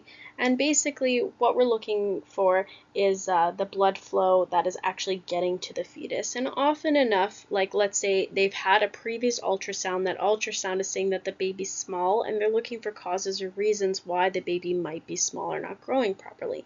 They may do Dopplers just to see how the placenta is actually perfusing that baby. So if they have Dopplers which have high resistance, which indicates poor perfusion to that baby, it may result in induction, as it looks like there's some form of fetal hypoxia. That baby is no longer growing and receiving the nutrients it needs. So a lot of the times the healthcare professionals are going to weigh the risks of removing that baby, like how preterm is that baby? Is that baby going to be fine if baby comes out now? Or would it be better to leave it in longer with just close follow-up? They're going to weigh those options, but sometimes they will induce or potentially deliver by C-section depending on the actual state of the fetus. But this is one of those tests that can be done in later pregnancy. So next we have enhanced first trimester screening, or EFTS, which is done during that antenatal time again. And this technique basically combines ultrasounds as well as blood tests. So it's assessing for the risk of different chromosomal abnormalities like trisomy 21, 18, or 13. Basically, they're going to look at the nuchal translucency to see if there's any kind of collection of fluid at the back of the neck. And they're also going to potentially be doing maternal blood markers like that alpha-fetoprotein test that we were talking about. And the combination of these can give us a good look at what's happening with the fetus. This is usually performed at 14 weeks, and it's a pretty comprehensive pregnancy risk assessment. Next is percutaneous umbilical blood sampling. So basically, this is another highly invasive test that they usually try to avoid again. They are using an ultrasound in order to guide a needle in and collect a sample of fetal blood.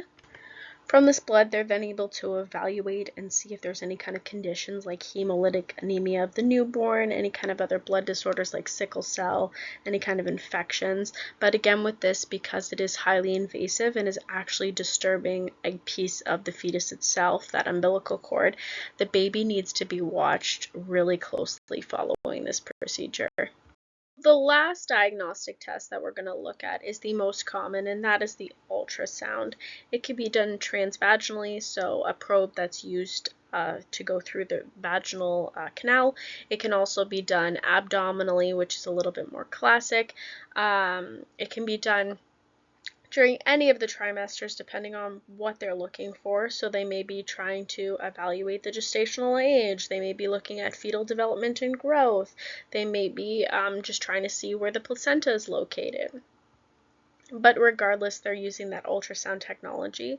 They prefer that the mom's bladder is full because those ultrasound waves are able to pass easier through fluid than they are tissue, so that's why they usually like to have that bladder full. So the next couple of slides are just going to look at some indications for why they may order an ultrasound. So within the first trimester, some of the reasons might be to actually confirm that there is a pregnancy. Remember, that's one of our positive signs of pregnancy. They're going to look and see if that pregnancy is within the uterus and that it's not a pregnancy that has started somewhere where it shouldn't be, so maybe an ectopic pregnancy in the fallopian tubes. They're going to look to see if it's just one fetus or if it's multiple. They may use this type of technology in order to guide other kind of diagnostic procedures, so like with that percutaneous blood sampling, or to assess nuchal translucency, but regardless, there's just a variety of different reasons this type of technology may be used. In the second trimester, they're going to be looking at potential fetal anatomy. How is that baby actually growing and developing? Is it meeting the appropriate criteria? They may use it to, again, establish and confirm dates depending on if they have an actual established gestational age. Maybe this is the first time that the mom has ever had an ultrasound is in the second trimester. They're also going to look at the fluid to see if there's a potential polyhydramnios or oligohydramnios, which I'm going to go into in a little bit. They're going to look for any of those congenital abnormalities that they may see. They're going to look at the size of the baby. Is the baby growing as it should be?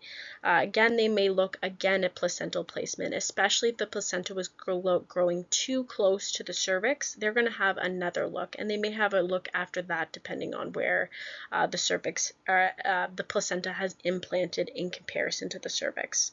Just remember that as the uterus grows, that sometimes that placenta attachment might be a little further up or a little closer than is anticipated, so they may revisit and have a look at the placenta. They may also look at the cervical length, especially if the mom is in like a threatened preterm labor or if she has like a premature cervical dilation in the past. They may look at that again. Trimester, some of these are similar to second trimester. They may look to detect macrosomia. So if the mom was a gestational diabetic, they're predisposed to having bigger babies. Baby gets a little bit more sugar. They have bigger babies, which is called macrosomia. So they're going to again look at, is the baby too big? Is the baby too small? Again, with those congenital abnormalities, maybe the baby has a cleft lip. Those are the types of things that they can see in utero. They're going to look at the fetal positioning, right? This baby is reaching the end of the pregnancy, and so they want to make sure that the baby is flipping and going head down, right? That's how we want our baby to exit, is head down. We will talk about different fetal presentations, but that is the optimal. They may do BPPs, again, to look at the baby's well-being, which we talked about the different criteria that we want our babies to reach. They may also do other kind of studies like that Doppler flow study, amniocentesis if needed, and again they're going to look at where the placenta is potentially placed and how it's growing as well. The last topic we're going to dive into is high-risk pregnancies and what kinds of complications you may see in relation to those high-risk pregnancies. So most births, thankfully, are considered low risk, but we're going to speak to those that are a little bit higher risk, where either the maternal or the fetal life potentially could be jeopardized, or the health or the well-being of them could be jeopardized.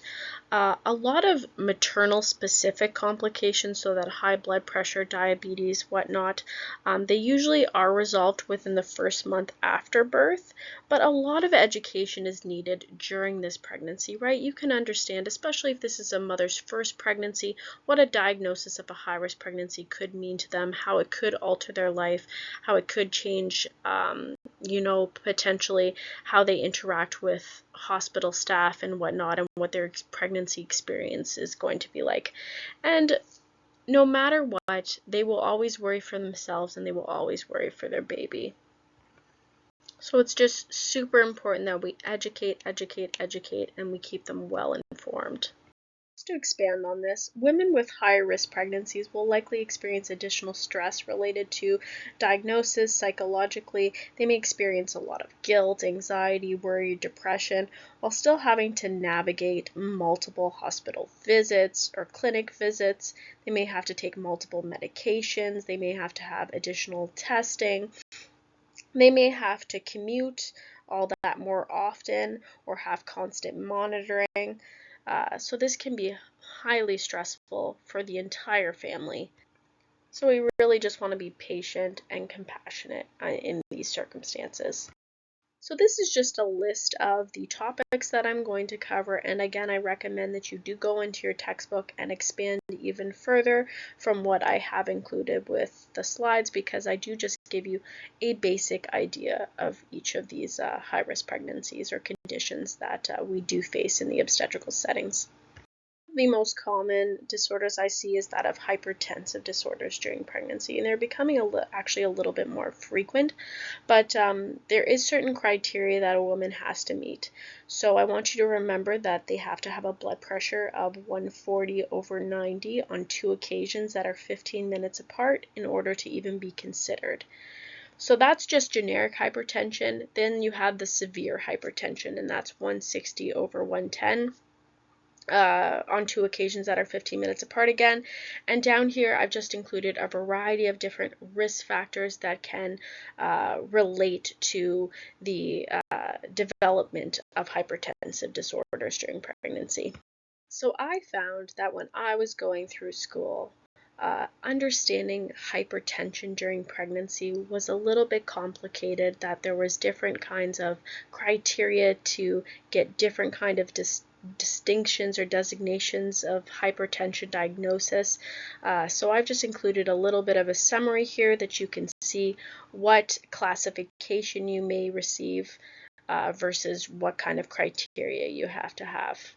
So pre-existing hypertension is exactly what it sounds like. It is hypertension that already exists prior to being 20 weeks pregnant.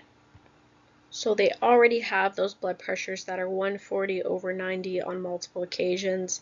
Usually they're already on medications in order to maintain and control that blood pressure, and those medications themselves have to be revisited, of course, just to make sure that they are safe for the fetus. Now, usually this results in an uncomplicated pregnancy as long, like we said, as the BP is controlled and maintained. There is a small risk of decreased fetal growth or stillbirth because any kind of hypertension may cause damage to the blood vessels within the placenta and potentially impact the perfusion of the infant.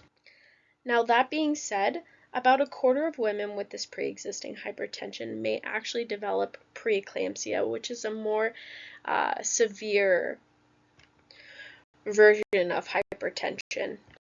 Gestational hypertension refers to women developing high blood pressure after that 20 weeks, but they still don't have that protein in the urine, which would indicate preeclampsia. A lot of these women during pregnancy are started on a medication like labetalol. They go through testing just to make sure that it's actually working and maintaining appropriate blood pressures. They're also usually either sent home with a blood pressure cuff or advised to go to a Shoppers Drug Mart and take blood pressures, consistently. And then they're advised on parameters of when they should be returning to the hospital or seeking help. I want you guys to also take note that any time that you're doing a blood pressure on a mom, it has the potential to be used as a diagnostic assessment. So you want to make sure that it's always accurate. So if you do get high blood pressure readings, maybe do some investigation, see has the mom just walked up a flight of stairs and you just took their blood pressure, have they ingested caffeine, have they smoked within 30 minutes, which could be skewing your results. You may also want to have them sit down, especially for a little bit, especially if they potentially have white coat syndrome. Usually I'll leave a mom sit for about 15 minutes. I'll put the blood pressure cuff on her just so her body kind of gets used to having it on. Then I usually use an automatic blood pressure cuff in this case, and I'll go in, I'll just click the button and I'll leave again because I want to reduce the amount of stress that's actually placed on that mother so I can get an accurate blood pressure. Any kind of a hypertensive disorder could progress or lead to what's called preeclampsia. So you have that hypertension or those high blood pressures with the 140/90 readings, but now you actually have effects on the organ system. So you're starting to see protein in the urine, meaning that these high blood pressures are actually damaging to our kidneys and our liver, and they're letting larger molecules like protein go into the urine. Preeclampsia comes with its own set of signs and symptoms, so we're going to look for that protein in the urine. You can do a dipstick to get an automatic result. A lot of obstetricians may want a urinalysis done just to have some concrete results. We're going to take those blood pressures, notice that they're high. They also may come in with complaints of nausea and vomiting, headache, blurred vision or spotted vision. They may also have epigastric pain. You may see edema in their lower extremities, and they may have hyperactive reflexes. So if you actually use a reflex hammer, they could potentially kick you in the face. You could see clonus present as well. So this is what I'm looking for when I'm doing a thorough preeclampsia assessment. And I also want to advise the patient of these symptoms. So if they are at home and they notice that they're starting to experience these things, that they come in and they get help immediately, because it could be that the blood pressure is getting worse. Go just a little bit more in depth into the patho behind preeclampsia. So it's really unclear why preeclampsia happens, but it's associated with blood vessels becoming constricted. So they vasospasm, that reduces blood flow to various organs by about 40 to 60%. This constriction contributes to that elevated blood pressure that we see in preeclampsia. We also have that endothelial damage to the inner lining of the blood vessels, and this can lead to potential clotting and make them less responsive. This may also be why you see reduced blood flow to the vital organs like the liver and the kidneys. Neurologically, preeclampsia can impact the brain circulation as well, leading to symptoms like I had mentioned, those headaches, those visual disturbances, and in severe cases, seizures. That would be considered eclampsia though. Of course, it not only impacts the mom, but it also impacts the baby, usually through the placenta. And as we know, the placenta plays a critical role in supplying the fetus with nutrients and oxygen. So preeclampsia can impair placental function, leading to reduced blood flow to the fetus. This can result in fetal growth restriction and other complications for the baby. With high enough pressures, it can actually force the placenta to detach from the uterine wall, which is called the placental abruption. These are just some differences between non-severe and severe cases of preeclampsia.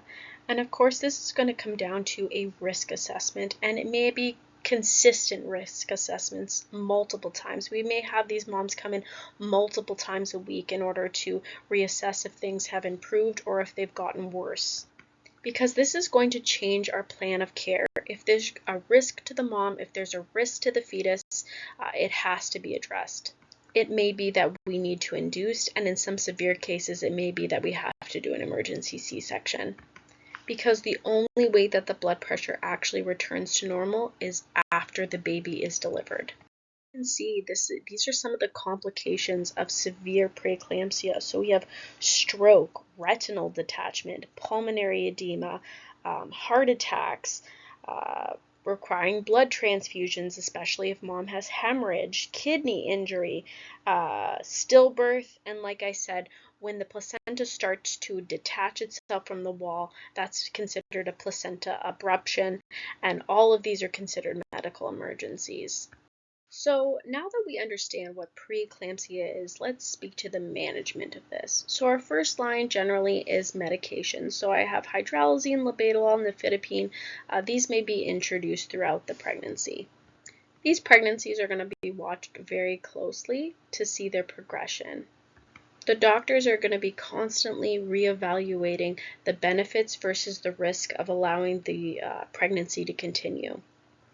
Of course, we want that baby to develop as long as it can in utero, but at the same time, we run the risk of mom seizing or that baby not being perfused properly. So often enough, moms with preeclampsia, we're going to see them pretty consistently multiple times a week, doing multiple evaluations on their fetal well-being. So we'll be doing non-stress tests, blood tests, just to see how their organs are functioning in this type of a state. We're going to be doing serial blood pressures as well, and then basing our plan of care off of that. If a mom with preeclampsia comes in labor, or if she is induced and she does have severe preeclampsia, often enough we'll introduce a medication called magnesium sulfate. It is an IV medication. Often enough we will give a bolus dose first, and then we have a continuous maintenance dose. This is a high-risk medication. What we hope it does is it decreases that irritability of the central nervous system. It relaxes the smooth muscle. It may cause like a slight decrease in the blood pressure, but optimally we really just want it to prevent the mom from seizing. Now, this mom is watched one-to-one by a nurse. There are multiple assessments that need to be continuously done. So you're going to be doing vital signs and continuously monitoring that fetus, as well as watching for signs of magnesium sulfate toxicity. Because while this medication is good for preventing seizures, if given in too high of a dose, it can depress that respiratory drive. So signs of magnesium toxicity include decreased urine output. So often enough we will actually insert a catheter that has a urometer on it so we can watch closely, because if they have no urine output, that magnesium is going to stay internally. We're also going to be watching their reflexes because a loss of deep tendon reflexes could mean toxicity as well. And of course, we're going to be monitoring closely their resp rate. They may actually be on a monitor themselves. If you suspect that a mom is going into toxicity, you stop the drip, you can give them calcium gluconate, and of course you get help. Ahead of time, anesthetists should also be aware of this. In case a code is called, they are aware that this is going on the floor, or any of those emergency team members that the institution utilizes for codes and whatnot should also be made aware. Speaking of anesthetists, a lot of the times it's recommended that a mom gets an early epidural to help drop that blood pressure down as well. It's kind of an off-label use. Of course, it's kind of just recommended. Mom has the right to refuse.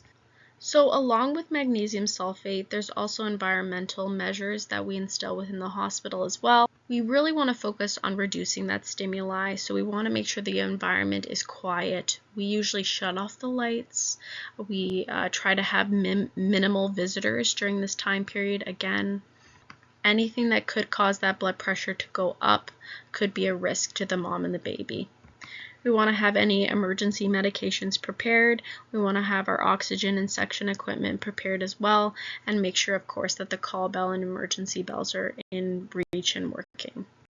Unfortunately, if preeclampsia is not managed properly, it can turn into eclampsia. What ends up happening is, due to that high blood pressure, the brain is not being perfused properly, and that leads to neurological changes such as seizing. And seizing is the main difference between preeclampsia and eclampsia. Of course, there's still going to be those impacts on those other organ systems, but now we have severe brain compromise. Eclampsia is also known as hypertensive encephalopathy, and it can cause permanent brain damage if not treated promptly. Now, as I had mentioned, delivery is the only way that this hypertension can get better. But even in that postpartum phase, and especially within those first 48 hours, they are still at risk for this. So they may still be on a magnesium sulfate drip or taking those medications just until their blood pressure is able to stabilize on its own. But honestly, this is incredibly scary to watch, and I've had moms be pushing and actually seize like this before. Because of course there's so much pressure and force behind trying to push, that basically it put them in this state, and we actually, luckily the baby was low enough and the doctor was able to get the baby out with forceps. But it is super scary and needs immediate management. Of course, based on your institutional policy, you may be calling a code or you may be managing it with the nurses on the floor. Where I worked, I would call a code. Usually there would be multiple lines put in and multiple medications given in order to get that seizuring under control. And depending how close we are to delivery, those medications could have an impact on the fetus. So then we have to look into whether or not the respiratory effort of the fetus could actually be impacted as well. Or are we going to come out with a little stunned monkey? We're going to talk about HELP syndrome, and this is actually a variant of preeclampsia and eclampsia syndrome that occurs in about 10 to 20% of severe cases. Unfortunately, it has a 25% mortality rate, so it is considered an absolute obstetrical emergency. So HELP syndrome can be broken down into this acronym right here. So we have hemolysis of the red blood cells, we have elevated liver enzymes, and we have a low platelet count. So that's what we're going to be watching for.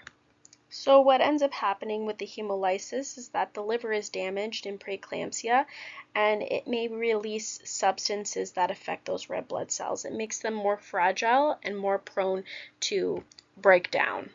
Then we also have elevated liver enzymes due to that liver damage. And then we have low platelets, which is due to reduced platelet production caused by the stress of the liver, and also increased platelet consumption. So like we've said, anytime that we have high blood pressure, it damages the inner lining of our vessels, and that can cause microclots. So that's where our platelets are being used up. So unfortunately, what can end up happening is they will bleed out due to all of those platelets being used up. So that's when they progress to DIC, which we're going to talk about next. They can also have fluid buildup in the lungs, pulmonary edema. They can have kidney failure. It may also cause, like I said, a placenta abruption, where that placenta pulls away, and then you have internal bleeding from the mom and also bleeding from the fetus internally as well. This is why we do consistent blood work on women with preeclampsia, so that we're watching for signs of HELP syndrome, so that we're able to intervene early enough. Of course, in these circumstances, we need to deliver as soon as possible, and we're going to need platelets on standby as well as blood products on standby. So most often, they'll probably go to a C-section, where they can control the bleeding in the OR. So the last hypertensive related disorder I'm going to speak to is disseminated intravascular coagulation. Now, unfortunately, this is one of the worst case scenarios that hypertension in pregnancy can actually lead to, where the result is just widespread hemorrhaging. So DIC is the result of a trauma or a trigger. So in our case, it would be that endothelial cell damage that takes place with our hypertension. So our hypertension causes all that damage in our vessels, and this causes a bunch of microclots. Those microclots end up using up all our clotting factors and all of our platelets until our body no longer has the ability to clot, and then we just bleed. So death caused by this kind of a condition is about 40 to 78%, depending on where it is actually caught and how fast people react. So of course we need to treat that underlying condition. We have that high blood pressure that needs to be controlled. We want to stop that hypercoagulation. So we need to remove the baby, and then we need to reintroduce our platelets and blood products to hopefully stop the hemorrhaging. Move on, and we're going to talk about gestational diabetes, and this is a glucose intolerance that has developed only within pregnancy. You would have been healthy before, and generally speaking, this diabetes goes away afterwards. Those studies have shown that you are a little bit more predisposed to developing type 2 diabetes. So the prevalence of gestational diabetes has been increasing globally, along with increased rates of obesity and increasing age of childbearing. So in these images below, we just have some risk factors for gestational diabetes, as well as what actually happens to our baby. And like I said, with that excess sugar, we get a bigger baby.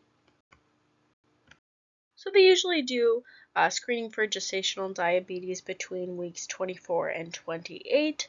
So they do what's called a glucose tolerance test. So they have 2 steps. So the first step, they give the mom about 50 grams of glucose. Basically, it's a drink that they drink, incredibly sugary, and then they're going to collect a plasma glucose 1 hour later. If it's less than 7.8, it is considered normal. If it is between 7.8 to 11, then they move down to the second test. And if it's greater than 11, then they automatically get that diagnosis of gestational diabetes. If they do move on to the second glucose test, that's usually conducted a while later, not the same day, they will be given a 75-gram oral glucose drink, which is even sugarier than the first. They will do a fasting plasma glucose, and if it is greater than 5.3, then they get the diagnosis. If not, they're still going to do a 1 hour plasma glucose draw, and if it's greater than 10.6, then they get the diagnosis, and then they also wait 1 hour later for the 2 hour mark, and if it's greater than 9, then they get the diagnosis. So they will wait the full 2 hours just to do those plasma draws and ensure that they're not don't have gestational diabetes. Now, management of this condition is dependent on, of course, the severity of the condition itself. So sometimes it can just be controlled with diet and exercise. Sometimes it needs to be controlled with oral anti-diabetic medication like metformin. And in some circumstances, it may need to be controlled with varying levels of insulin. So I've had moms that sometimes just need a little bit of Lantus or long-acting insulin at bedtime, and that's enough to control it, versus some moms that need to take insulin at every meal. Either way, any mom with this type of diagnosis should be monitoring her sugars pretty consistently to make sure that they're being managed properly. Usually mothers who do need insulin, varying degrees of insulin, are delivered at higher risk centers because they may need to be managing them a little bit closer. Sometimes they may need an actual insulin drip. And then we also have to think of what is the most appropriate place to have that baby, because most likely that baby may also struggle with being able to control their own sugars. So we can see that poor glycemic control is usually associated with a variety of fetal complications. So like I've mentioned, macrosomia, that large baby, hypoglycemia could potentially be a problem for that infant when they come out, and birth trauma. So if we do have a big baby, we are at risk for potentially having a shoulder dystocia or for the need of additional instruments in order to be delivered, and those comes with their own risks. Maternal complications can be the associated risk of preeclampsia as well as potential C-section, of course, if the baby is too large for a vaginal delivery. Next, we're going to talk about hyperemesis gravidarum. So, as we've mentioned, nausea and vomiting is a common symptom within pregnancy. About 50 to 90% of women actually experience this symptom, but usually it does subside by the second trimester. They believe that it's caused by hormonal changes, particularly the increase in human chorionic gonadotropin and estrogen levels in early pregnancy, leading to these symptoms of nausea and vomiting.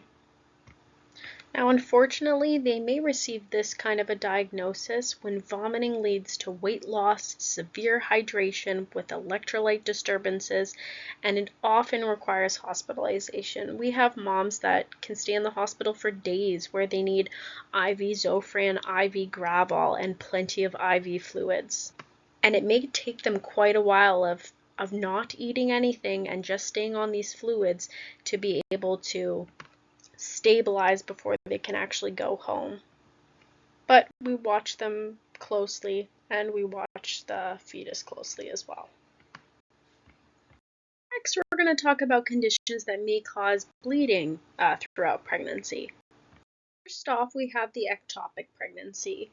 This is an actual life-threatening medical condition that occurs when a fertilized egg implants itself and begins to develop outside of the uterus. So you can see that these little circles are just basically indicating areas that this fertilized egg could potentially implant itself.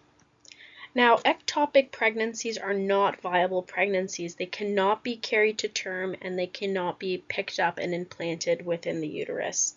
They are dangerous though, because if you allow that embryo to grow, it could cause wherever it's potentially developing to rupture. So if it was in a fallopian tube, it could cause that fallopian tube to rupture.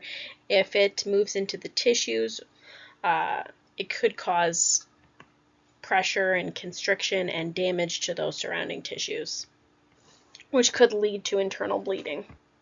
So often enough, they will need surgery to remove this. Is a hydatiform mole or a molar pregnancy, and this occurs because of abnormal fertilization of the egg. So sometimes you can have a complete where the egg has no genetic materials and that two sperm actually penetrated that egg accidentally. You can have a partial molar pregnancy where the egg had genetic material and was fertilized by two sperm, but basically what ends up happening is it causes these little kind of grape-like follicular cells to just grow rapidly, and if left and untreated, they can actually cause a uterine rupture. Women may actually notice that they may actually start passing these grape-like vesicles through their vagina, and they may start experiencing bleeding around 6 to 12 weeks of fertilization.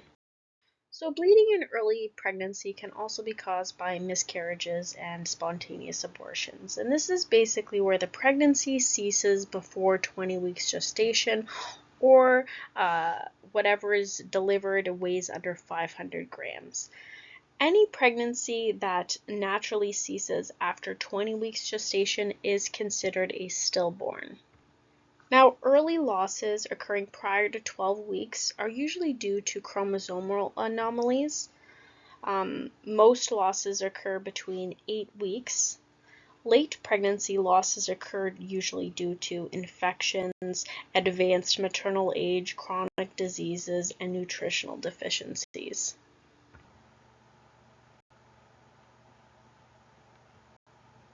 So abortions can be further classified depending on what has happened to the fetal contents. So first off, you can have a threatened abortion, and that's where you have vaginal bleeding in early pregnancy, but the cervix remains closed and the pregnancy continues as normal. So you can see that here in A. Next, you could have an inevitable abortion, and that's where a miscarriage is occurring. The cervix is opening, just not all the tissue has been expelled yet. So you can see that in B right here. Then you can have an incomplete abortion, where some of the pregnancy tissue has been expelled, but not all. And I believe it says C on this one, but I believe it actually should be this one right here is C. So you can see that the cervix again has been completely opened and some of the contents is being delivered. And then you can have a complete abortion where all the pregnancy tissue is expelled and the pregnancy is terminated. And that I believe is this guy right here, which is D. Finally, you can have a missed abortion, and that's where the fetus has died but the body hasn't recognized it. And it has no typical miscarriage symptoms. So that'd be E down here. So this next condition is premature cervical dilation, which threatens the loss of the pregnancy. Basically, it relates to an incompetent cervix that has the tendency to begin dilating too early, and it expels the fetus contents prematurely. Now, if you are less than 24 weeks, sometimes they can put in what's called a cerclage. So you see this stitching in this picture here. They're going to try to stitch the cervix closed. Now, this does not always work, unfortunately. Sometimes the cervix will dilate as it wants to, but if it does work and it does stay in place, you will have to have it removed closer to delivery. So usually when they reach just before term, they'll take them out. touch on therapeutic and elective abortions, and this is when people choose to actually have an abortion. It is legal within Canada. About 1/3 of fetuses are actually aborted, so 87,000 abortions are performed in Canada. That's the statistics from 2021. Mothers do not need permission from the father in order to receive an abortion, nor is it required to actually inform them of the pregnancy at all. So these mothers can go ahead and do that. In Canada, there is no specific legal gestational limit for when an abortion can or cannot be performed. But honestly, those abortions that are performed in the later trimesters, like after 20 weeks, they're usually done when there's like grave fetal anomalies. And 90% of abortions are usually done within that first trimester. Now, as I mentioned before, abortions can be completed both surgically or medically, where they can have medication given to them to help deliver. But of course, this can cause bleeding in early pregnancy. We move on to placental implantation disorders. To placenta previa, and I did mention this before when we were looking at ultrasounds, and this is when we're looking at the actual placement of the placenta, and we notice that it's close to where the cervix is or on top of the cervix. So we have different classifications here. So they can be low-lying, and that's when they're close to the cervical entrance. They can be marginal. That's when they're partially covering the cervical entrance. They can be partial, where they're covering the majority of the cervical entrance, or they can be complete, which is covering the entire cervical entrance. Now you can imagine that if you have a placenta that's close to that cervix starts dilating, you are going to have blood.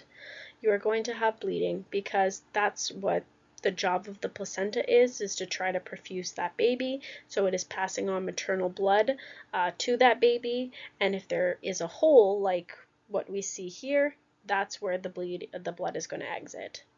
So they're going to present with painless bleeding because, you know, the placenta is not damaged or anything like that. There's no nerves related to that. They're just going to be bleeding.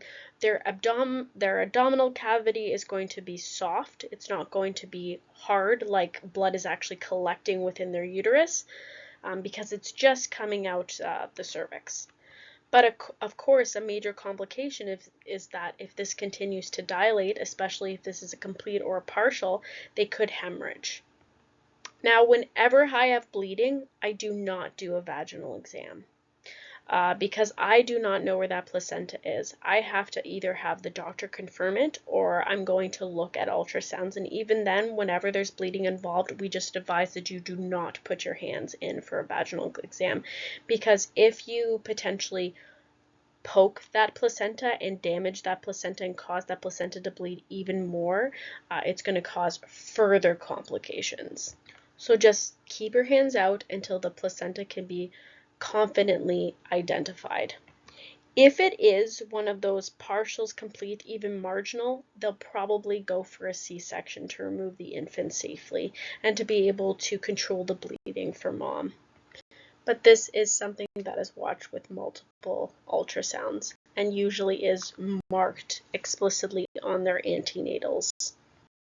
So some other placental implantation problems we may see are cretas, and that's basically where the placenta embeds itself too far into the uterus. So you can have a placenta accreta. That's where the placenta invades the endometrium, which we know is the innermost layer of the uterus. We have a placenta increta, where it invades the myometrium, which is that innermost layer of the uterus, and then we have a placenta percreta, and that invades beyond the uterine serosa. Now, of course, if it's embedded itself that deep into the wall, it's not going to be able to detach itself as it naturally should when after the delivery has happened.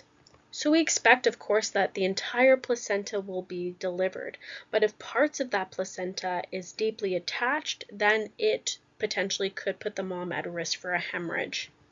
Often enough, these people do go down and have a C-section, again, just so that the obstetrician is able to actually scrape out and remove completely that placenta so the uterus can contract down properly.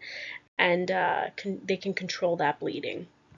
One of the scariest complications I find in obstetrics is placenta abruptions, and that's when the baby is still in utero and the placenta begins to detach. So of course the body is going to continue to try and feed that placenta blood, which causes internal hemorrhaging for both the mother and the baby, right? Because this is a combined circulation. So the baby's going to bleed out from the placenta and the mom's going to bleed out from that uterine space. So now, babies do not have a lot of blood to lose. A healthy term infant usually only has a cup of blood, so you can understand how quickly this could actually kill a baby.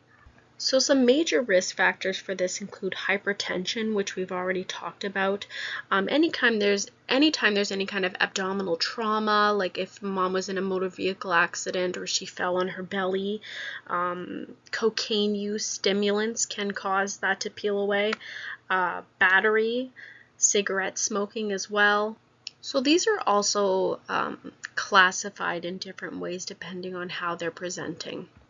So you can see you can have a partial abruption where pieces of the placenta is actually pulling away, but it's concealed, meaning that that bleeding is not reaching our cervix and exiting our mother. It's actually all collecting under here. It's still hemorrhaging, we just can't see it. We have a partial abruption, which is apparent. So you can see right here that a piece of the placenta is pulling away, and then we have the bleeding that's now exiting that we can see.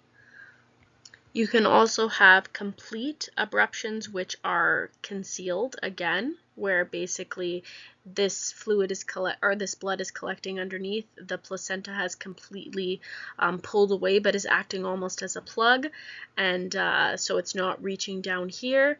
But again, it's just internally hemorrhaging. Or you can have a complete abruption that is very apparent, where all of this blood is then going to be exiting, and we're going to see that externally. These women present to us with severe abdominal pain. Often enough, it's pretty abrupt and bleeding. If you palpate their bellies, usually they're rigid because they have that collection of blood within their uterus. We're also going to see changes in the fetal heart rate as well, right? Because the baby is not being oxygenated anymore, and you're probably going to see a lot of decelerations. So treatment is to try to deliver that baby as fast as you can. Usually this is an emergency C-section, getting down as quick as you can to try to save the baby. But this is the leading cause of maternal death. And it has a high, of course, fetal mortality rate as well. And I've had abruptions that are very apparent, where we just have lots of bleeding and it's a complete obstetrical emergency. And then we've had placenta abruptions that are very minimal, where a piece of the placenta had pulled away, and then once the baby's delivered, you see a bunch of kind of clots come out of the mom afterwards. And like I said, usually the baby presents with a poor fetal heart rate, and you may have to do a blood transfusion on both mommy and baby.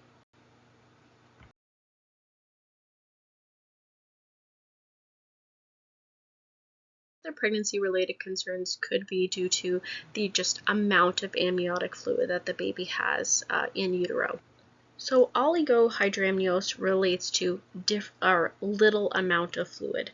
So basically the baby has about 300 milliliters of amniotic fluid within that amniotic sac. And remember that amniotic fluid provides cushioning to protect that infant, and it facilitates the transfer of waste. Generally, it just speaks to the overall well-being of that baby.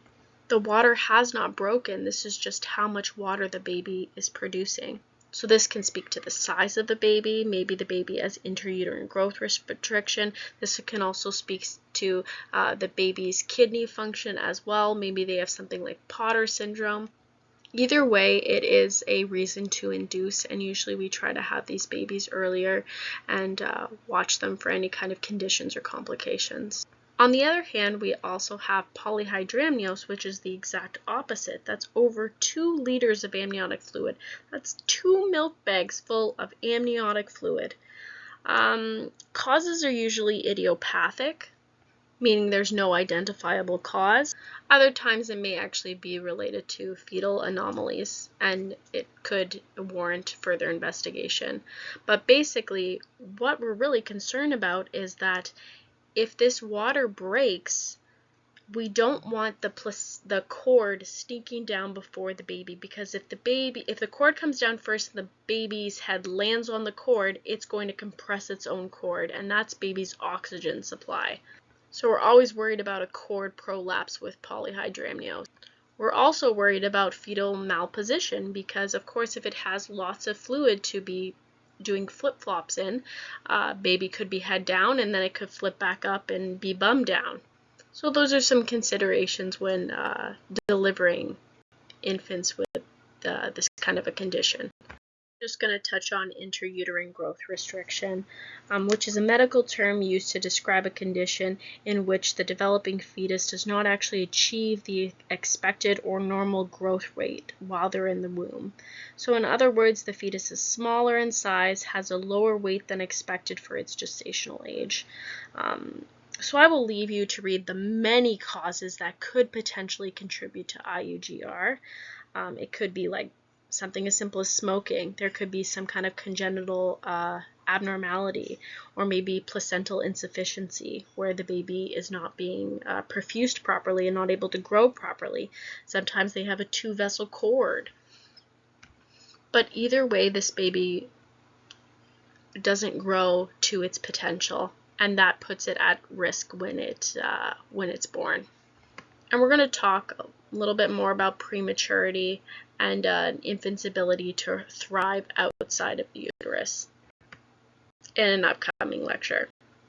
Quick slide on obesity in pregnancy, which usually increases the risk of a variety of complications. First of all, they usually have difficulties getting pregnant to begin with.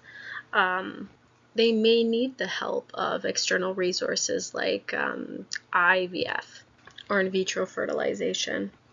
When they are pregnant, they have the risk of potential birth defects. They have a high risk of developing certain complications like hypertension, gestational diabetes, and then when they're actually in labor, they also have the potential for even further complications. First of all, it's very difficult to monitor them during pregnancy, just because we're not able to pick up the fetal heart rate easily through adipose tissue. So they may actually, if they're at a certain size, they actually are considered high risk and they have to deliver at a higher risk center. They're very difficult to put in an epidural. Again, to be able to feel that spinal canal in order to insert an epidural can be hard. And then when the baby themselves is delivering, they're at risk for potential shoulder dystocia, as it may be difficult to manipulate that person to help open up their pelvis in order for that baby to effectively come down. So there are a lot of risks associated with pregnancy and obesity. I'm going to briefly touch on HIV as well. So most women can have successful pregnancies even though they have HIV. They just have to have strict adherence to their antiretroviral therapy, so they are taking their medications as they should be, and they can significantly decrease that risk of transmission. That being said, we have to take extra care, of course, whenever we are monitoring an HIV pregnancy. Often enough, though, they will recommend having a C-section just so that they can have kind of complete control of the outcome. And then, of course, they're going to have close follow-up for both mommy and baby. Now, unfortunately, transmission can still occur anytime during pregnancy, especially if they have like an overlooked trauma, and like I said, there is that mixing of that fetal and maternal blood. It can happen at birth, or it can also happen through breast milk as well. I am no expert on this topic, but there is plenty of research that is out there. So feel free, if you do have an interest, I'd be happy to hear anything you find. briefly, I'm just going to touch on substance use in pregnancy. So drugs easily pass through the placenta. Whatever mom's intaking, baby is now going to get. Unfortunately, there's lots of complications that arise. We've talked about a few, so they're considered teratogens a lot of the time, right? So they can cause those congenital anomalies, especially if they're using substances during that early developmental phase.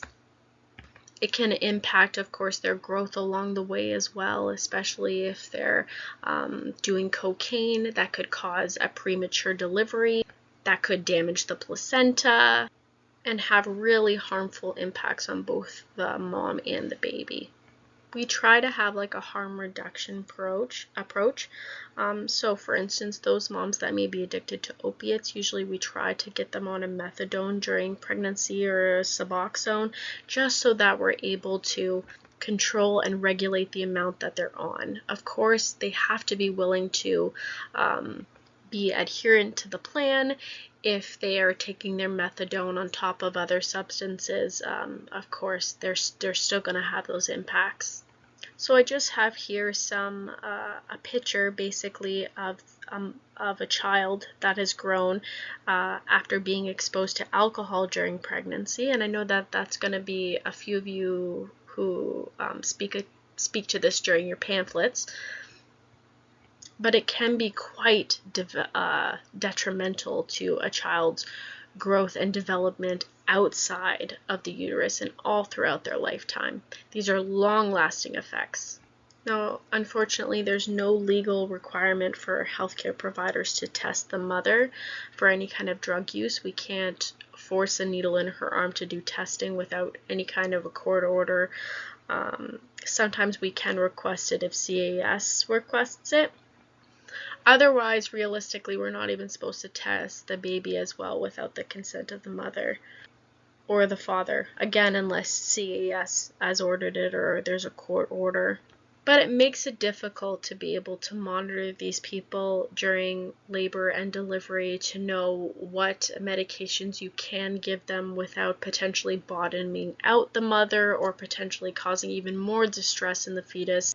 Overall, these can be quite complex, and we always, if we suspect this, we always have our neonatal resuscitation cart close by in case we need to do a resuscitation once that baby is delivered. For this lecture, please feel free to bring up any questions in the next class. I would be happy to answer them.